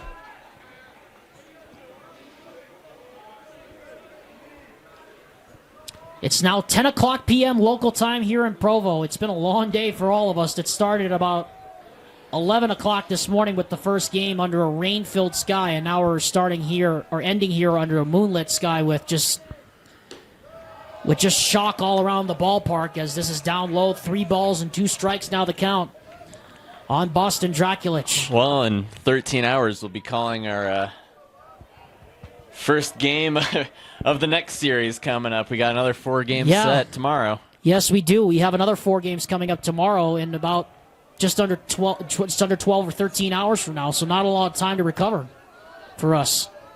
Got to rest that voice. 3-2 pitch on the way. Bounces up to the plate. Allred timeout to block it. Draculich almost got in the way, but it doesn't matter. It's a walk. Now hitting for 5, Cole Ibarra. And here comes Cole Ibarra, the DH. And at this point, it feels like, Alex, we've just gotten used to Lehi having a runner at traffic, first and second. Yeah, traffic in every inning. I mean, I can't remember. I think maybe only the second inning was the only time they didn't have traffic against any of the pitching staff. You're correct. First pitch from Ortiz is in there for a strike over the inside part of the plate. So it started this way, Alex. 2 back-to-back walks in the first inning, followed by an RBI by Cole. And then you're right, the second inning, you had a fly-out, a strikeout, and then another fly-out. Third inning was just mayhem.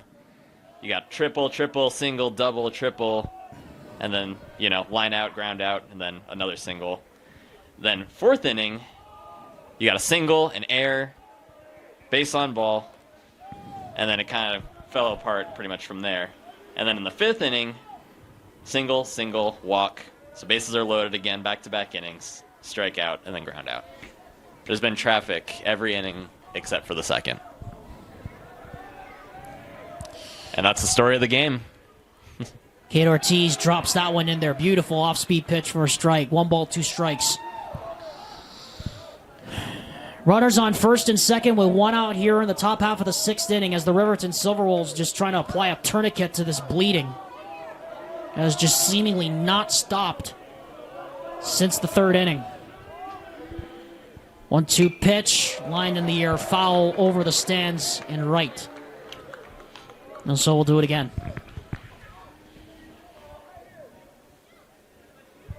I think the viewers at home can tell both of our voices. We're just in shock. And aside from being tired. That's the other thing. Also very true, yeah. Ooh, good step off there from Ortiz. Had Madsen sprinting back to second.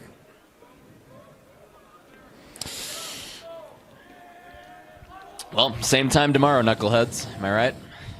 Yeah, in the eternal words of Michael Wilbon, 13 more hours. We'll be right back here doing this again. 1-2 pitch coming. That's a line shot, base hit to left. Or to right, rather. Madsen sprinting. Madsen sliding and scoring. Another run's on the board. It is 8-1 Lehi.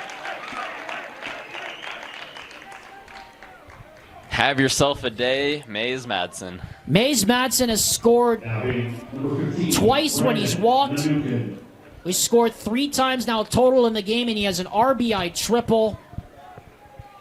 All told, he has taken 8 bases. I thought you were going to say matters into his own hands because he's done that too. And he's taken 8 bases today. 8.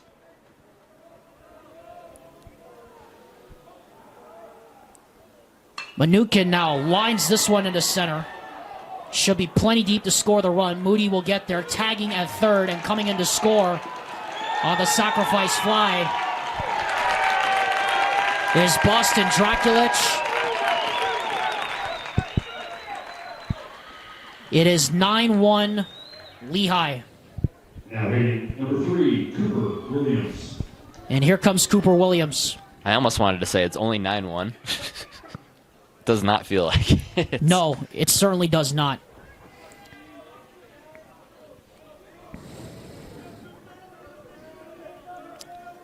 Nine runs on 12 hits for Lehi. This one is grounded toward the hole at the hot corner.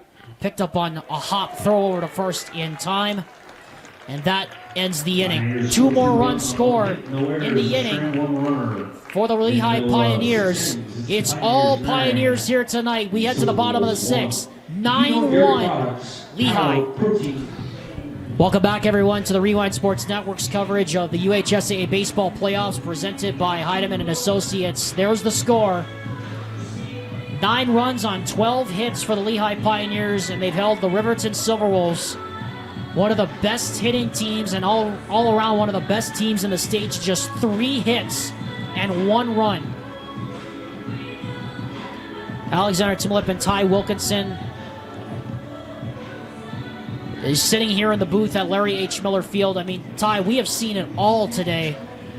I mean, we saw Corner Canyon upsetting Davis. We saw Mountain Ridge get taken out by a really good Fremont team. We saw a dominant pitching performance by AF against Syracuse in a pitcher's duel. But this is one of the best teams in the state, Riverton, and Lehi is just being absolutely ruthless right now. Well, Alex, you know what's funny? The song playing right now it's actually one of the very few Taylor Swift songs I know, just because I thought the title was funny. It's called Cruel Summer. And right now, Riverton is living in the quote-unquote cruel summer. I just cannot believe what's been going on tonight. I guess that's the one time I'll ever use a Taylor Swift song lyric on air. Good, and it better be the only time you ever use it. As Sorry, that pitch Mom. is outside, 1 ball, no strikes. That better be the only time I hear a song reference like that all week long in front of you. 1-0 pitch. Grounded toward the hole. Good stretch over third. Throw to first in time. Beautiful. Poetry in motion. Cooper Williams with a couple of gems over at the hot corner. That's his second 5-3 putout he's had tonight. That has been an absolute beauty to watch. And if that doesn't tell you the story of the game, everything's coming up. Purple tulips right now for the Lehi Pioneers as this pitch bounces up to the carpet for ball 1. I mean, defense, offense, pitching, base running, fielding. Anything else you want to check off Lehi's resume today? I mean, we all were saying that it could be American Fork and everybody else. I mean, Lehi's in contention, dude. Lehi might be ready to bust up the brackets. I mean, that's how good they look right now as it comes in for a high strike on Edwards. I mean, we can't overstate this enough, folks. I mean, this is against one of the best teams in the state for the last 5 years, Riverton. As Edwards chops one this time, no stretch fetch in play there for Cooper Williams. As Edwards has his second base knock of the night. And it's a 1-out single to get things going here for the Silverwolves in the bottom half of their 6th.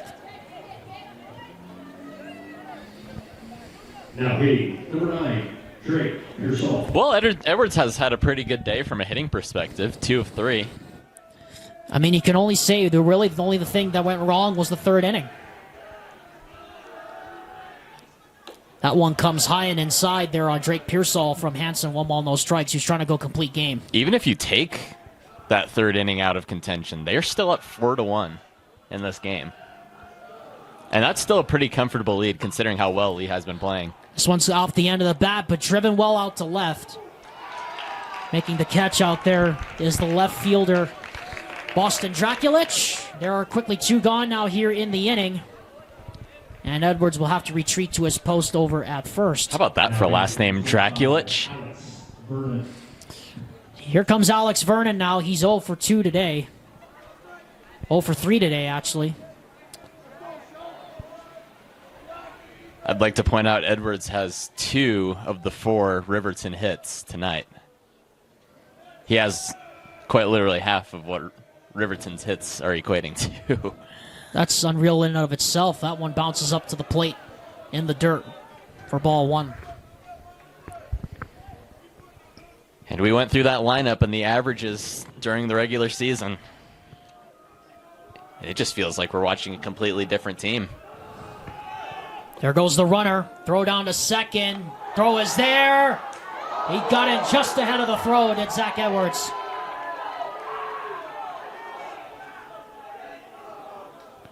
So 2-0 the count now.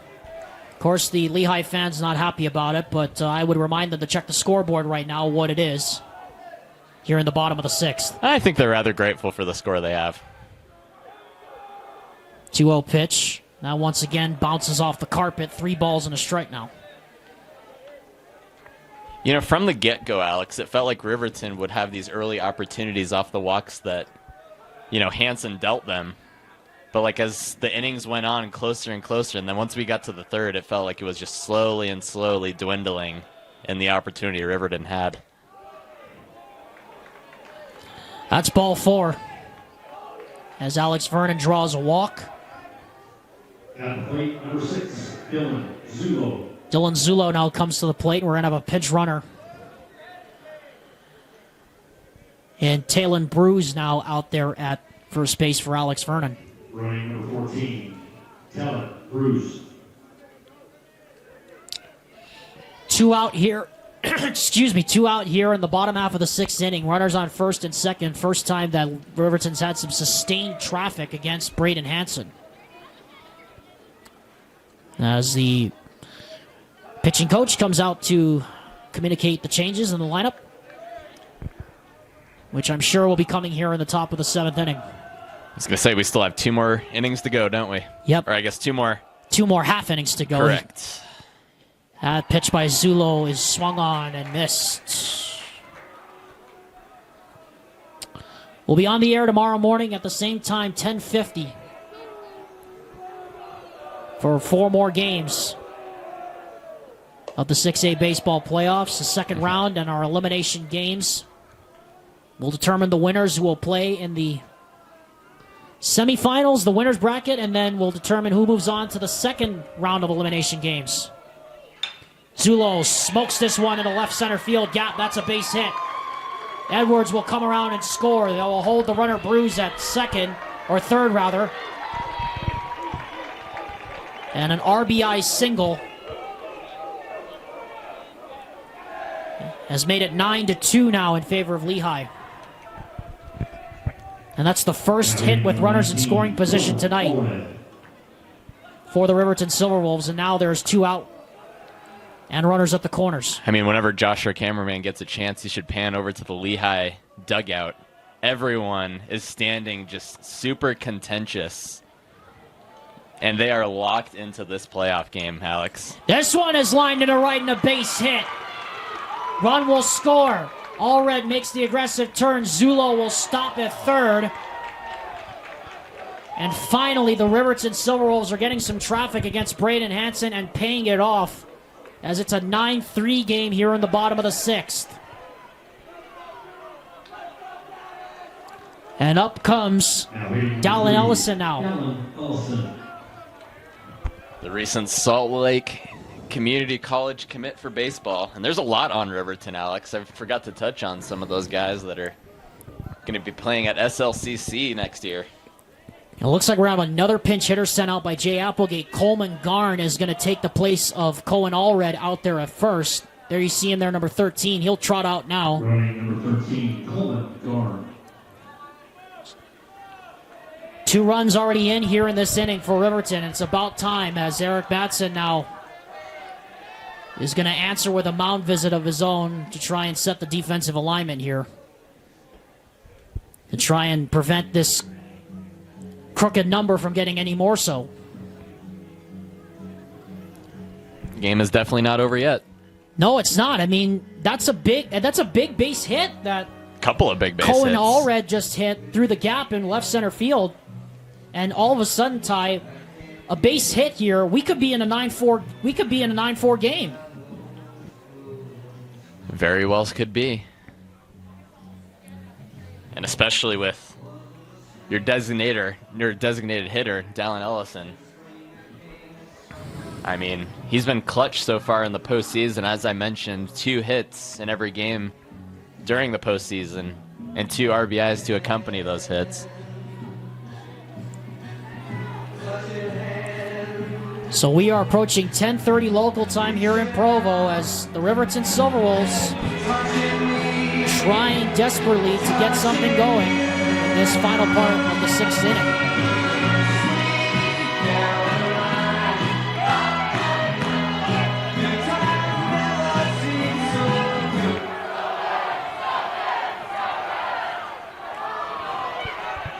It's the loudest we've heard the crowd in a while. Well, they got to give them something to do in a 9-3 game. Ellison fouls that one right back to the screen.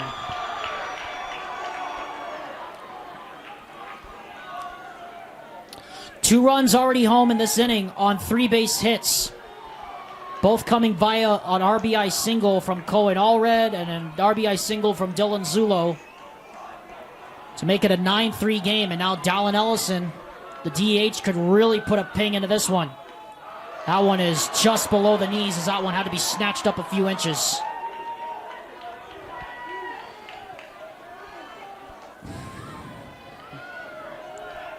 Runners at the corners, 2 out. 1-1 the count.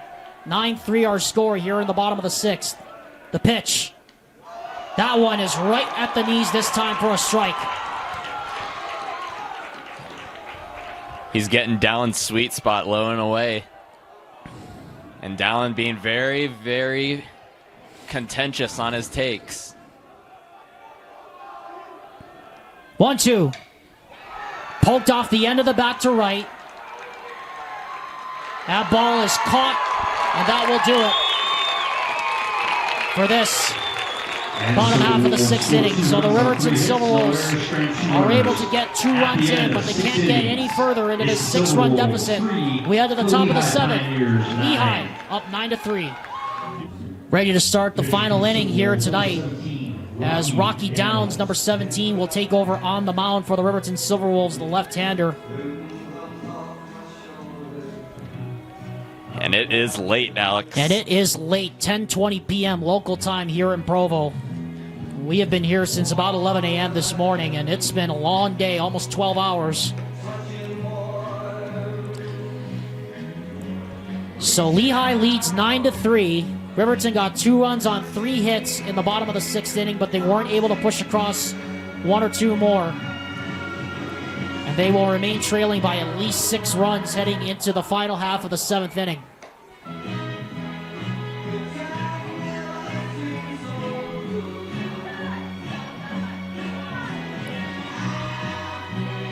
Rocky Downs, the lefty, will take over here to start proceedings here in the top of the 7th against Dawson Brown, the right fielder. Leading up the Pioneers, number 14, Dawson Brown.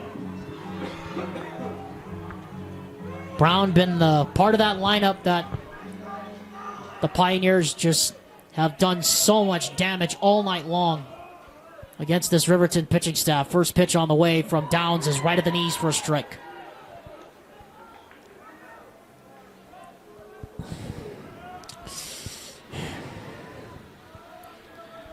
Oh, 1 pitch from Downs is grounded to the right side. Fair ball! Past the hot corner.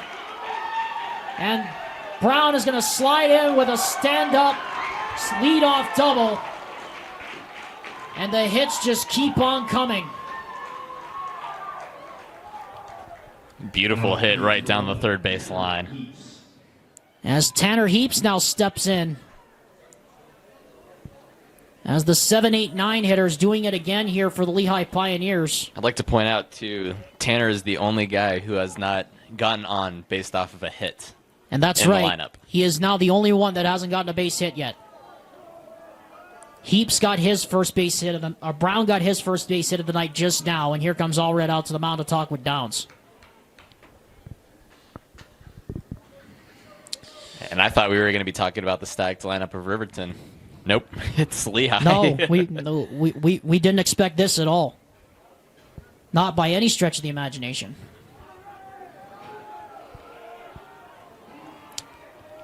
First pitch on the way, and Heaps fists this one back to the screen. And I mean, I go back to what we talked about earlier too, Alex, is Lehi just waits for their pitches. And even if it's the right one, it's either fouled off or swung in play. There's no, like, swing and miss, it feels like, for this Lehi team. That one's up high around the eyes. 1 ball, 1 strike. They're calm, they're cool, collected. They handled business with Edwards, and now they're going to have to handle business with American Fork tomorrow. Still a long way to go yet. 6 runs and 3 outs is a long, long time. As this one's high and outside, 2 balls and a strike. Especially with how potent Riverton's lineup can be against the bullpens. They can turn a good outing into a nightmare pretty quickly. Who would you guess would close for Lehi tonight? I mean, why wouldn't you leave Braden Hansen in there to shut That's it? very true. That one is swung on and missed, strike 2. I doubt he's very high in the pitch column, too. He has to be closing in on a Maddox complete game, I think, in my book. I'd say he's around like 90. He probably is around there, you would think. Meanwhile, 2-2 the count here against Tanner Heaps, the first baseman. Runner at second, and the pitch. Swing and a miss. He struck him out. And so Tanner Heaps remains the only one and will probably go down in the book as the only one without a base hit tonight for Lehi. Now hitting number 2, Gavin Yates. And here comes the number 9 hitter in the order, Gavin Yates, who got everything started in that third inning with that infield single, and then everything just came unglued for the Silverwolves from there.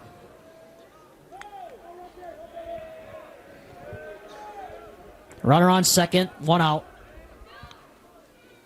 Downs has a look back at second, and the pitch is inside low, 1 ball, no strikes.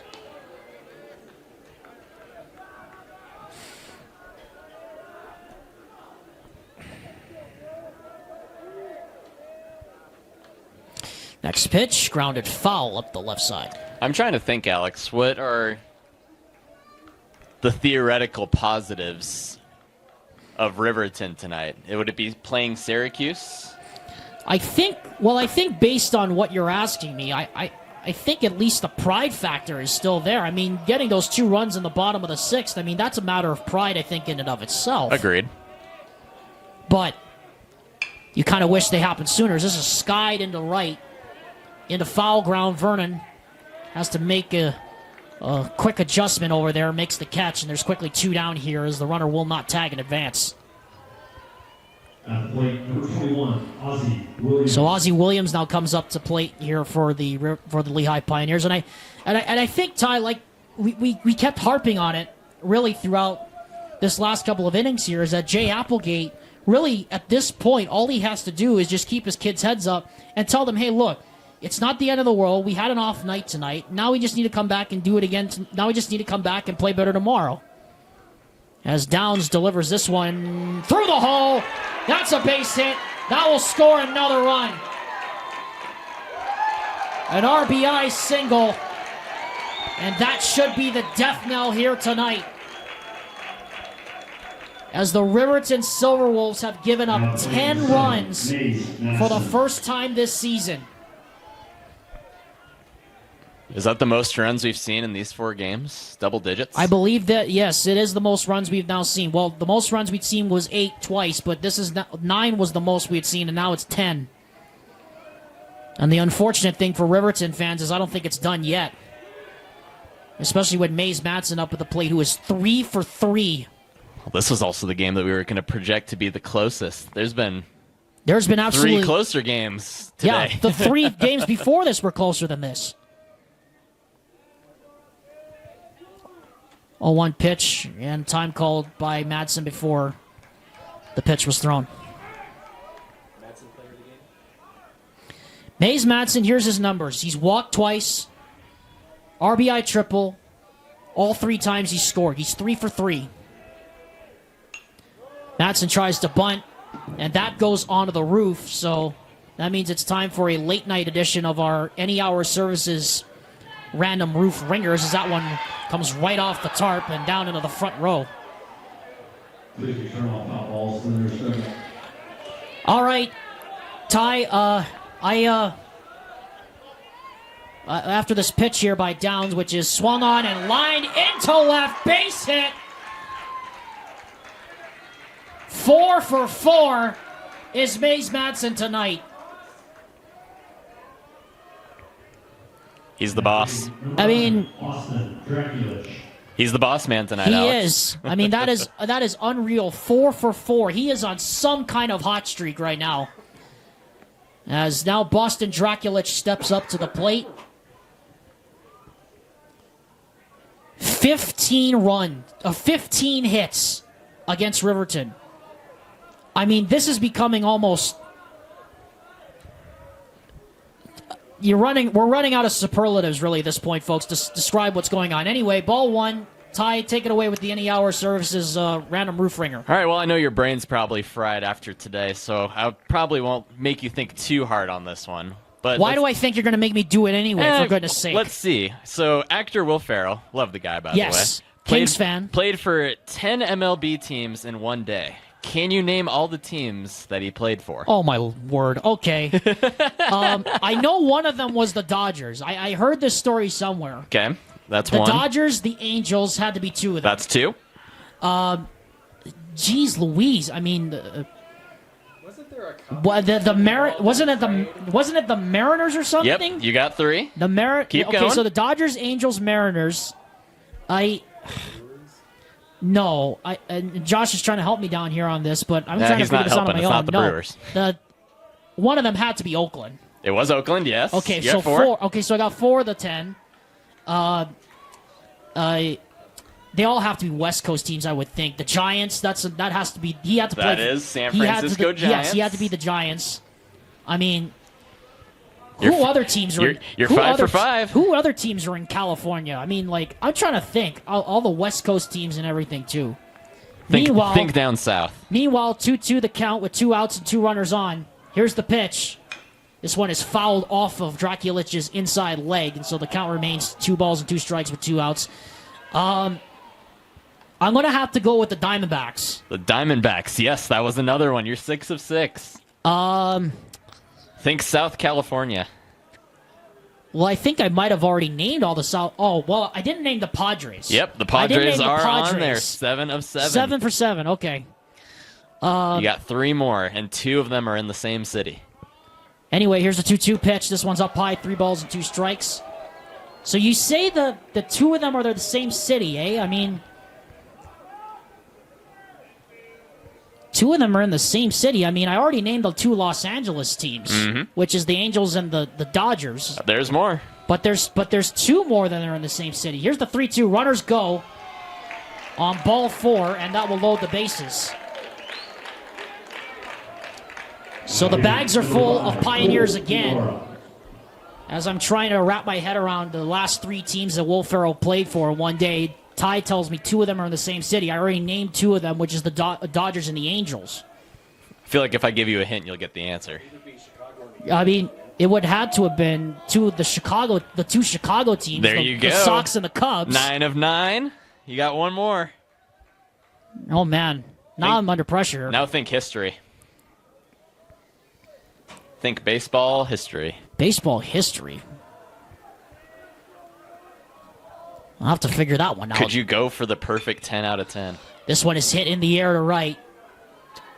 Coming over and making the catch. And the side is retired here. In the top of the 7th, so the drama builds for a different reason. We're going to find out if I go 10 for 10 on this. As we try to solve our Any Hour random roof ringer of the night.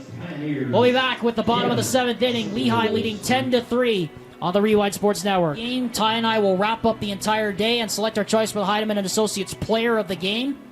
Presented by the full-service law firm that is committed to winning for you, the client. As Caleb Crutchfield will come on to close things down here in the 9th with this out of hand the way it is in a 10-3 ball game. We're trying to solve our Any Hour Services random roof ringer of the night. Ty gave me the challenge. Will Ferrell played for 10 MLB teams in one day on a whim, and I picked 9 of them correct so far. The only hint he gave me for the 10th one was dig back into baseball history.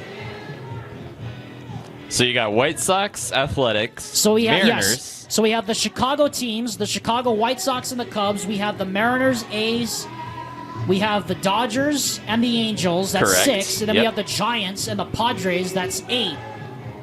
And then we have the Diamondbacks, which is 9. That is true. So you're missing 1 more. So missing 1 more from a historical perspective. And you're not even looking at Google. I'm actually paying attention. The viewers probably think you're bull crapping and looking on the computer. No, or I am something. not, and I am literally not looking Yep. right now. I am literally not looking at a computer. I can attest, ladies and gentlemen, Alex is not. So Gage Woods will lead off, and as we do that, I'm going to give my guess. All right, let's do it. The 10th team he played for, if you're digging back into history, was probably... Was it a team that is it a team that currently exists? It is a team that currently exists. Okay, so I'm not. So you're not BSing me here with the or bull cruding me here with the. It has the Expos or it has something. many known players, I will say, and a lot of history in the ball club. That pitch is right there from Crutchfield for a strike. Okay, my guess is the Yankees. It is not the New York Yankees. It's not. Who is it? The Cincinnati Reds. Really, the Red Stockings of all things. The Cincinnati Red Stockings of all things. Wow. As that one is cut on and missed for strike 2. I got 9 of them, though. Nine is very impressive, Alex, I will say. Like, straight. Well, I had to. Well, I already knew he played for the West Coast team. Right. Because he's from Los Angeles. So I already knew as Woods strikes out on 3 pitches, good morning, good afternoon, and goodbye. With 1 out now for Caleb Crutchfield here in the bottom half of the 7th inning, and a 10-3 lead here for the Lehi Pioneers. And as the Riverton Silverwolves just trying to show some pride here, down 7 runs in the bottom of the 7th inning. Down to their last 2 outs as well. Crutchfield misses low with that first pitch, ball 1. Credit where credit's due, Alex. That was very good for, kind of just guessing out there. Like, I could have easily been like, no. Like I said, I knew he's from California. Will Right. Ferrell's from Los Angeles. He's a Kings fan, and he's a lifelong SC fan. You already knew the 2 teams that were going to be off my list was the Los Angeles teams, the Halos and the Dodgers. Right. As this is chopped back up the middle. Good pick by Madsen. Throw to first. Got him. What a play. The 6-3 put out, and there are quickly 2 gone now here in the bottom of the 7th. And but I will tell you this, Ty. As soon as you brought up Will Ferrell's name, I knew immediately it had to have been all the teams in California. Yeah. It had to have been all the teams in California. It's a very telltale sign. Because he's from that area. So immediately comes to mind, you think of all the California teams, but I had no idea he got a quote-unquote contract, air quotes around that far east. This one is cut on and missed for strike 1. I feel like I misled you with the history because you either could have gone Red Sox or Yankees. Well, Maybe. that's what I was thinking. I was thinking Red Sox or Yanks. That's the 1-1 pitch. Ooh, that one came in and hit him. Look out. And that hit him square on the elbow, Cohen Allred. That's going to leave a big fat mark tomorrow morning. See, I was definitely thinking more on the Pete Rose side, so that's my apology. As we're going to have a pinch runner here. This is Blake Wild. And Zach Edwards now comes up to the plate. Well, 2 of 3 tonight. I mean, but he has a third of the hits that the Riverton Silverwolves had. The other 2 hits that led to runs came in from Dylan Zulo and Cohen Allred. Right. But other than that, it has been all Lehi Pioneers here this evening. Truly shocking. That one is off the corner, ball 1. No one in the bullpen either side as we're approaching 10:45 local time here in Provo. A long one at that. We've been here I've been here since about 9 o'clock this morning. Ty has been here since about 10:30, and Yep. Josh has been here since about 10:15, so we've all been here for quite a while as Edwards cuts on that one and misses 2 balls and a strike. Dare I say I completely forgot that we're in Provo right now. Shame on you, because I'm driving you home afterwards, and you Yeah, better remember where you I are, because I know. don't want to come pick you up in the middle of an alleyway at 3 in the morning tonight. That one is swung on and missed, and now Edwards and the Silverwolves are down to their final strike. And the noise will rise. Some of the Lehi fans coming to their feet. The 2-2 pitch. Ground ball to first. That will get through the hole to the right side. Applegate will throw on the stop sign to the runners at first and second. And we're not quite pow just yet this evening. At plate number 9, Drake Pearsall. So Drake Pearsall now comes in for the Riverton Silverwolves as he will now stand in the way of Caleb Crutchfield being the last one to go here this evening. Should be your bonus. 2 outs here in the bottom of the 7th. The pitch. This one is hit in the air to right.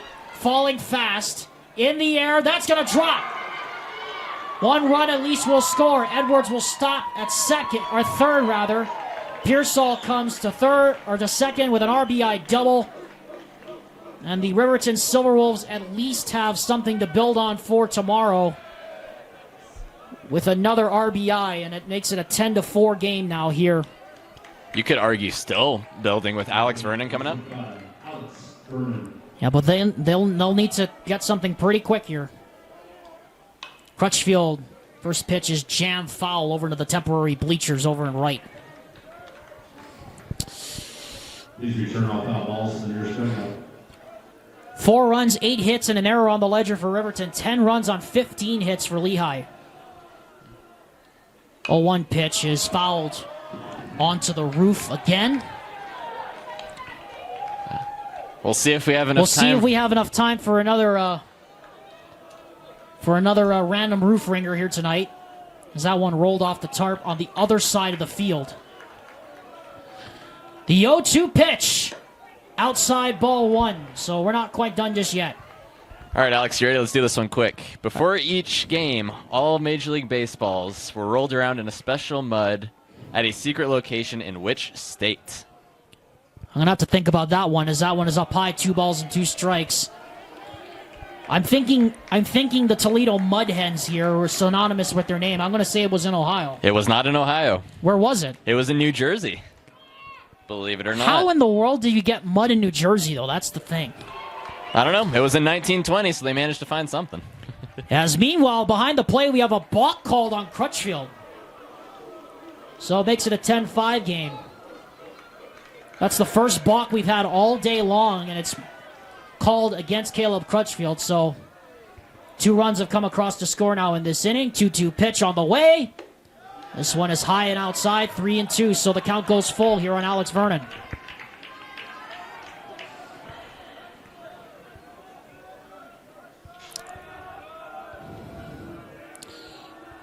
Three-two pitch. Foul right back to the screen off the top of the barrel. Staying alive. Dylan Zulo stands on deck. Tyne run, though, is still far, far off in that dugout. 3-2 pitch. Right side foul. And that's into the Helaman Halls parking lot. Runner on third with 2 out and a 10-5 game, and the Riverton Silverwolves down to their last strike and their last out. The full count payoff. Ball 4. Well. And we are not done yet. As Zulo will step up to the plate now, and Colin Allred comes up as well. Eric Madsen pops right out of the dugout as Jay Applegate going to make another switch, I think, out there with the pinch runner. Alex Vernon's going to be out. I feel like they let him close out the inning, Alex. I think it's getting too late to the point that there's not another point in bringing in another closer unless this becomes a 3-point game. Yeah, and the other thing is, too, unless this becomes a 3-run game, I mean, you have to figure both sides have burned through at least a good chunk of their bullpens here, and we're only in the first day of this tournament. Right. And you don't want to go completely all out.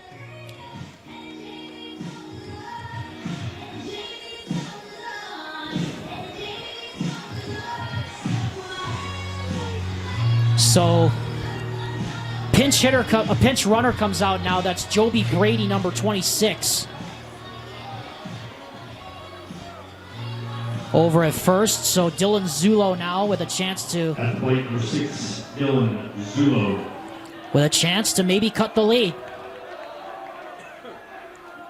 First pitch on the way is high and outside, ball 1.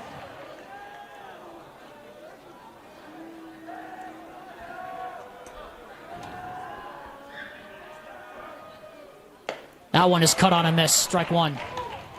It's a big hack, too. I mean, he was going for it. Dylan Zulo, RBI single back in the 6th inning. Seems like a long time ago now.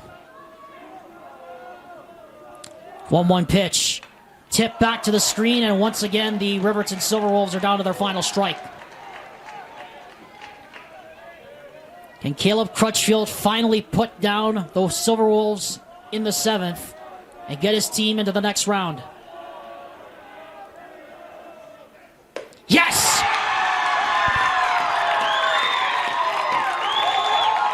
And that's the final. The Lehi Pioneers 10, the Riverton Silverwolves 5.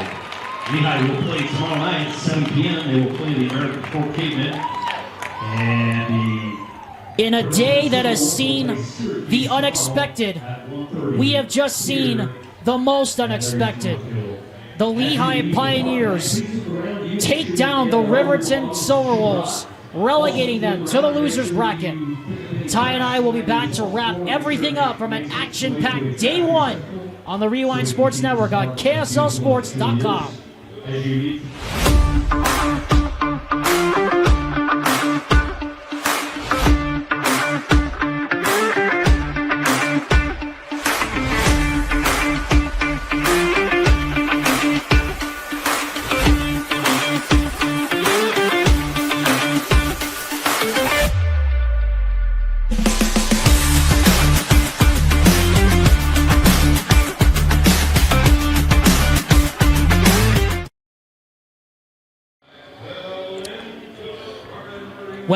Well, we are back here at Larry H. Miller Field after nearly 12 hours of baseball.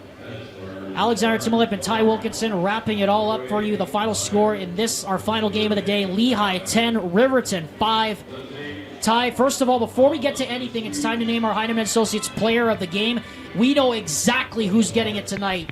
Mays Madsen, 4 for 4.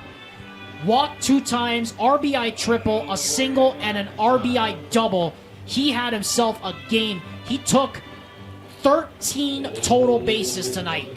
And I told you too, Alex, he showed up in the most probably crucial game, at least of the season so far, I should say, for Lehi.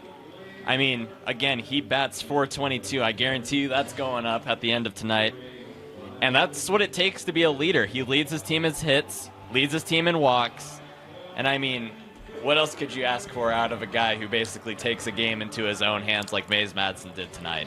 So now let's put a bow on day 1 here, Ty, before we go here. It's been a long day, 12 hours of baseball, but we get to do it all again tomorrow. Yep. But I think the overarching storyline of day 1, the underdogs today, really came to play, especially Lehi. If you had told me before we had come into this ballpark that Lehi would have had 15 hits against one of the best pitching staffs in the state, someone would have gotten slapped upside the head. I would completely agree. But not just that, but also the pitching, courtesy of Braden Hansen as well. He served about, 6 innings and only allowed close to around 4 hits all night against arguably one of the best lineups in 6A for hitting. We went through it earlier in the game. We have 3 guys on Riverton that are batting .400. And, plenty that are above 300, so it's just wild to me. The fact that the pitching of Braden Hansen combined with just the hit. Lehi was incredible tonight on both ends, defensively and offensively. So what does this set up now for day 2, Ty? Because going into tomorrow, you have Riverton playing in the elimination game, which I don't think anybody would have expected coming into today. Right. But you also have now in the semifinal, or the second round of this playoff, you have Lehi against American Fork, an all-Region 3 showdown. This Lehi team is really dangerous right now. They're extremely dangerous. I don't think American Fork is going to be prepared. They only had 3 runs tonight. And, if they don't wake up and they don't wake up their bats, it's going to be an interesting competition to see because I will admit Syracuse's pitching was good, but do you think Lehi's could have been better tonight? I don't think they could have been any better than they did tonight, honestly. Except for maybe the 7th inning. Correct. They could not have been any better, I think, tonight. But I will say, Alex, it's going to be a different day tomorrow. You wake up, the sun rises. It's a completely different story for either side of the team. One team takes a positive, the other team also takes a positive.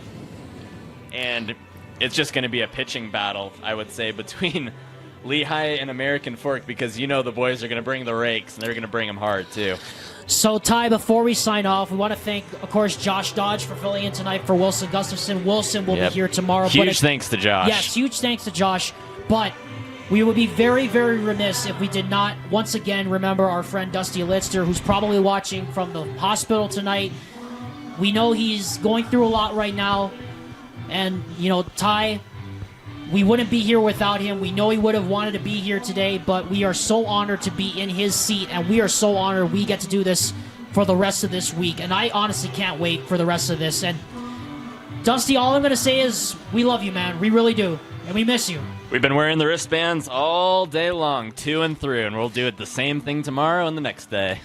Thank you, all of you, for joining us for 12 hours of consecutive baseball. It was a fun first day. Now the real work begins, and we start with an elimination showdown between Davis and Mountain Ridge. Catch us tomorrow morning, 11 a.m., bright and early, here on the Rewind Sports Network. Now for Ty Wilkinson, for Josh Dodge, and for Vince Francis off-site, helping us with our technical difficulties and all in between this afternoon and evening. This has been a presentation of the UHSAA playoffs on your home for all UHSAA championships, KSL Sports Rewind. Until tomorrow, get some rest, everyone. We thank you for joining us. Aloha from Utah, and good night. Let's go home.